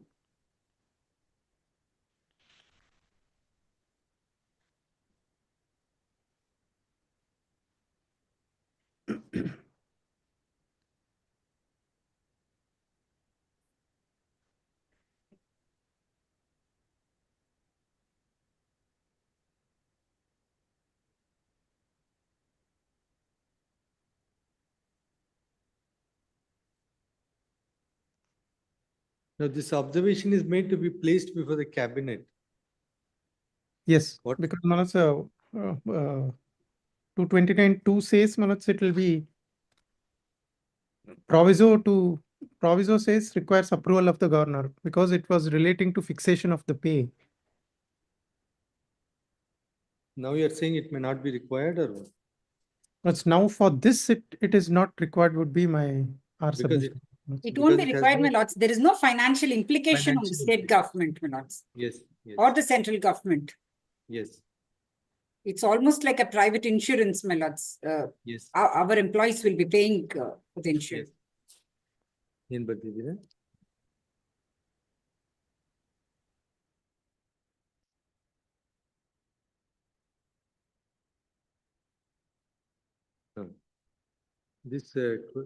This aspect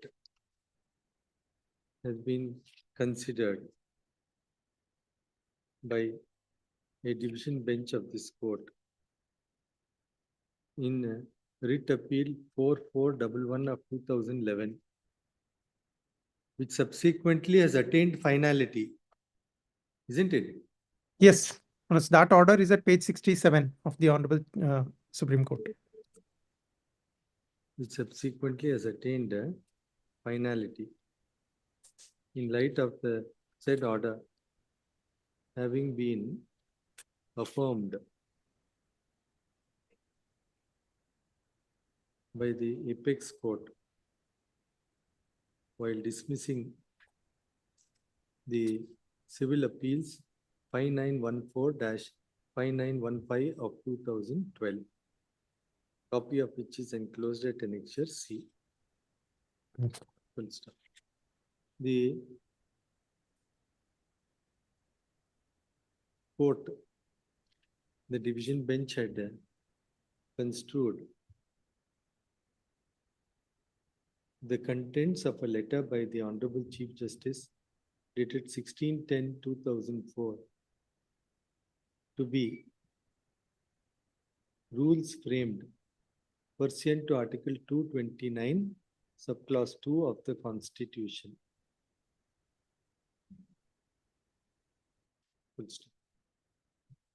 Next.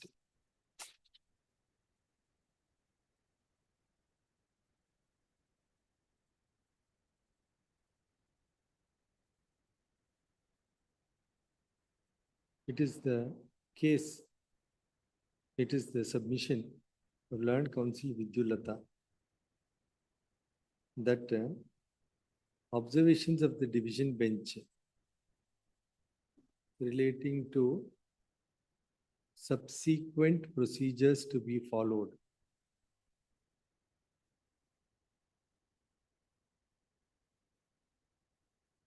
which refers to the proviso to Article 229 subclause 2 would arise only if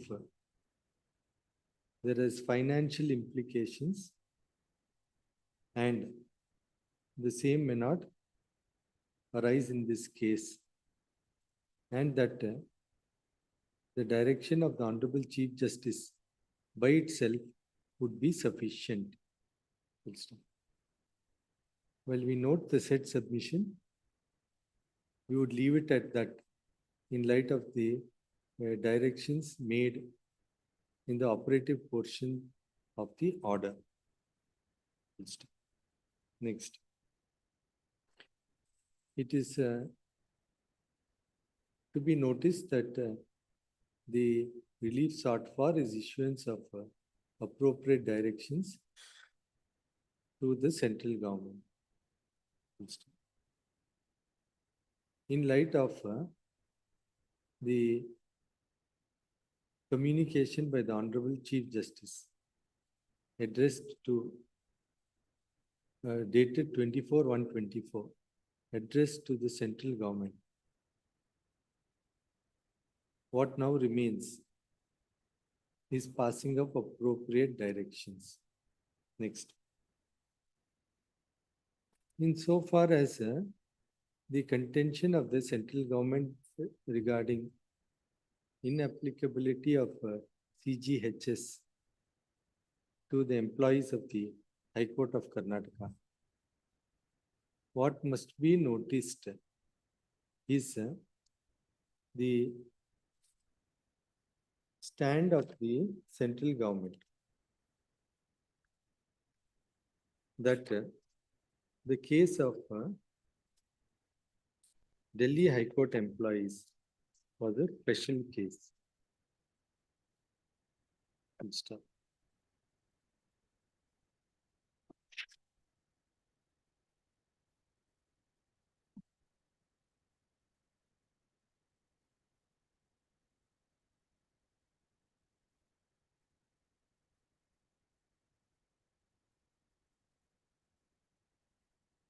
To state that despite limitations on extension of the scheme in light of scope of the scheme, and then to take a stand that an exception has been made to employees of the Delhi High Court as a special case in terms of the letter C-18011/2/88-CGHS within bracket P dated 18/1/1989 would have the effect of keeping it open for similar such special treatments as the case may be, and that is how the stand of the central government will have to be construed. Next. It is not in dispute that admittedly the employees of the Delhi High Court have been extended such benefit under the CGHS scheme. Next. Employees of the High Court of Karnataka can be stated to be standing in the same position as that of employees of the High Court of Delhi, even on parity. Full stop. Next. It must also be noticed that the aspect of defining the benefits, service benefits of employees of the High Court are solely within the discretion of the Honorable Chief Justice, though tempered by the procedure under Article 229(2) of the Constitution of India. If it is that the employer is of the view that the existing rules are insufficient and suffer from inadequacies, and that the employees deserve a better set of rules to address reimbursement of medical expenses, it is such prerogative in terms of Article 229, subclause 2 of the Constitution of India of the Honorable Chief Justice to define the nature of service conditions that is to be made applicable. Full stop. In that view of the matter, it cannot be stated that employees are to be governed still by the existing state rules. It is in such context that the direction of the Honorable Chief Justice being one under Article 229, subclause 2, is to be taken note of by the central government to whom communication is addressed. Next. The legal position and implication of the communication as being one under Article 229, subclause 2 of the Constitution of India is a matter that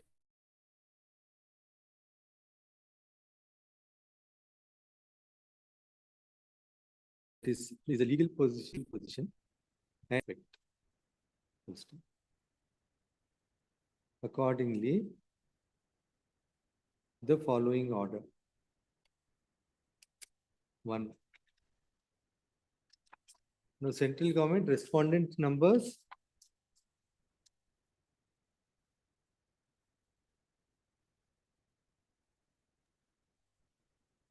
So 3, 3 and 4. According to the 3 and following. 4, my lords. The respondent number 3 and 4, to whom the Honorable Chief Justice has addressed a communication which this court has observed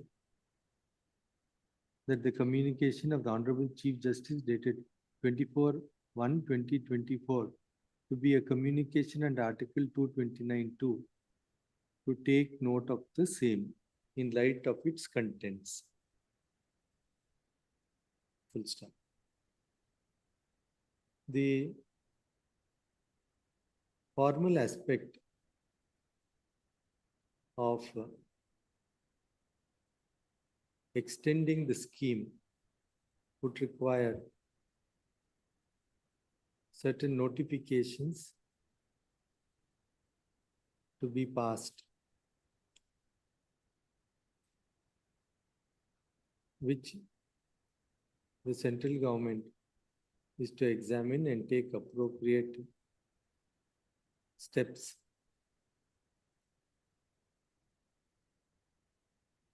Taking note of the contents of the communication of the Honorable Chief Justice.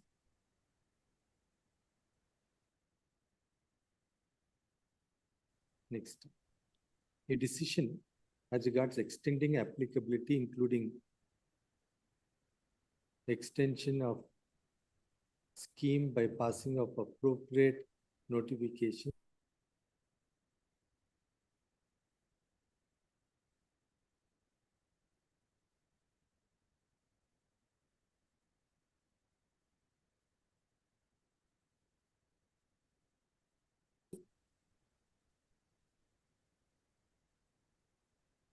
Insofar as passing of appropriate notifications are concerned, the observations made by this court, including that the employees of the Karnataka High Court stand on parity with employees of the Delhi High Court,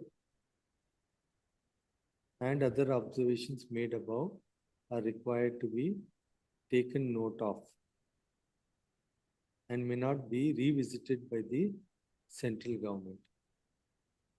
Next, petitioners to file an affidavit within 10 days from today to the effect that the scheme would be that once a decision is taken by the central government, coverage would be conditional upon the employees currently working, pensioners, making their contribution under the scheme. Full stop.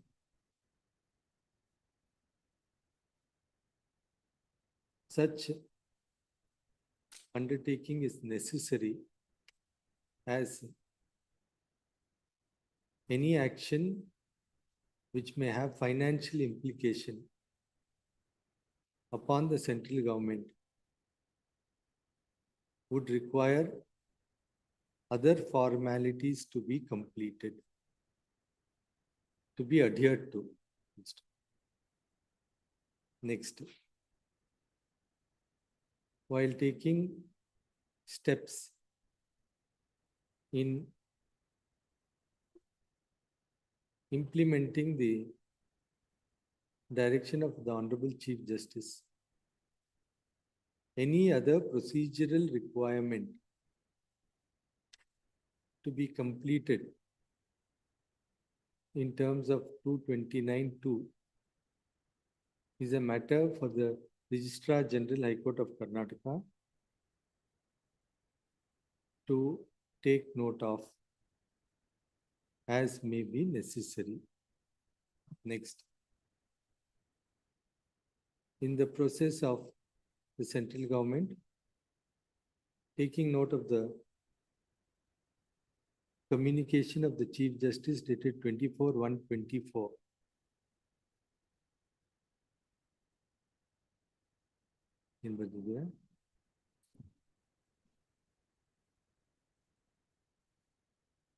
it is always open for the central government to call upon the Registrar General to clarify or adhere to other procedural requirements as may be necessary, for which Council on behalf of the High Court submits that they would extend all cooperation Yes. in that Yes, please. regard. In that regard, said submission is taken note of. Full stop.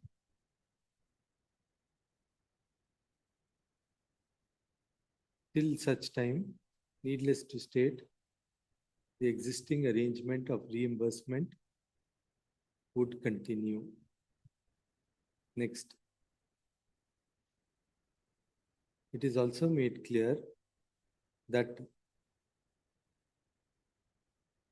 in the event the state government is of its view that they can offer a scheme of medical reimbursement that would meet all the requirements and takes care of the deficiencies as pointed out by the High Court in its submission stated so and so. It is open to for the state government to take appropriate steps. Next. In light of the above directions, petition is disposed of. I think I've covered whatever is required. The time, I could not hear the time Yes, granted. yes, last. Needless to state that the directions made above are required to be complied with within a period of 3 months. Within a period of 3 months from today. Accordingly, petitions are disposed of. Anything else? My lord, still then let them not suspend any of the rules, my lords. Let them be reimbursed under the present rules, my lord, still then. I've stated that till such time. Yes, ma'am. The existing scheme arrangement will continue. Yes, please. But Your Lordship may also take note of the fact, Manoj, that the Delhi High Court employees are also paid from the state government of Delhi and not from the central fund. One sentence. Senate Council so and so appearing on behalf of the petitioners has submitted that the case of employees of the Delhi High Court is identical to that of the employees of the Karnataka High Court, insofar as employees of the Delhi High Court are still paid by the Delhi government of Delhi. And accordingly, the employees of the High Court of Karnataka stand on parity on all aspects and must be treated similarly. Please. Grateful. Grateful, my lords.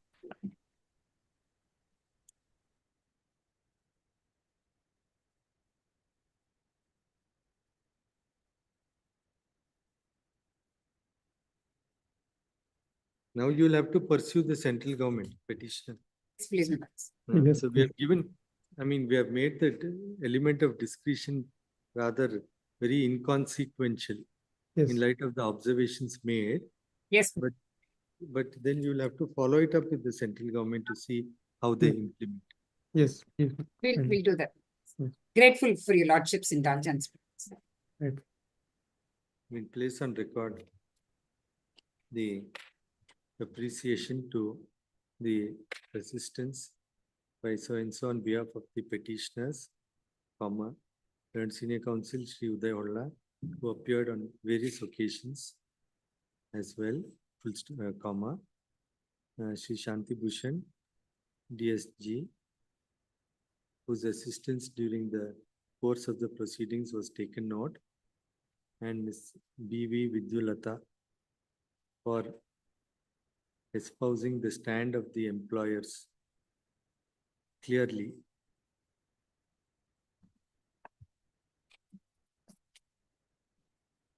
Great feelings. Huh?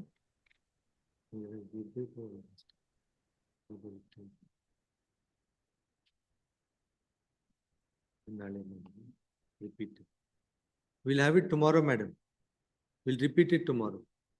We'll repeat those which I'm not taking today, tomorrow. It will come. Huh? Yes, yes. Madam. So we'll have those matters which you can make a mention to the court officer. I'll have it repeated tomorrow. Immediately after the division bench in the morning session, we will take it.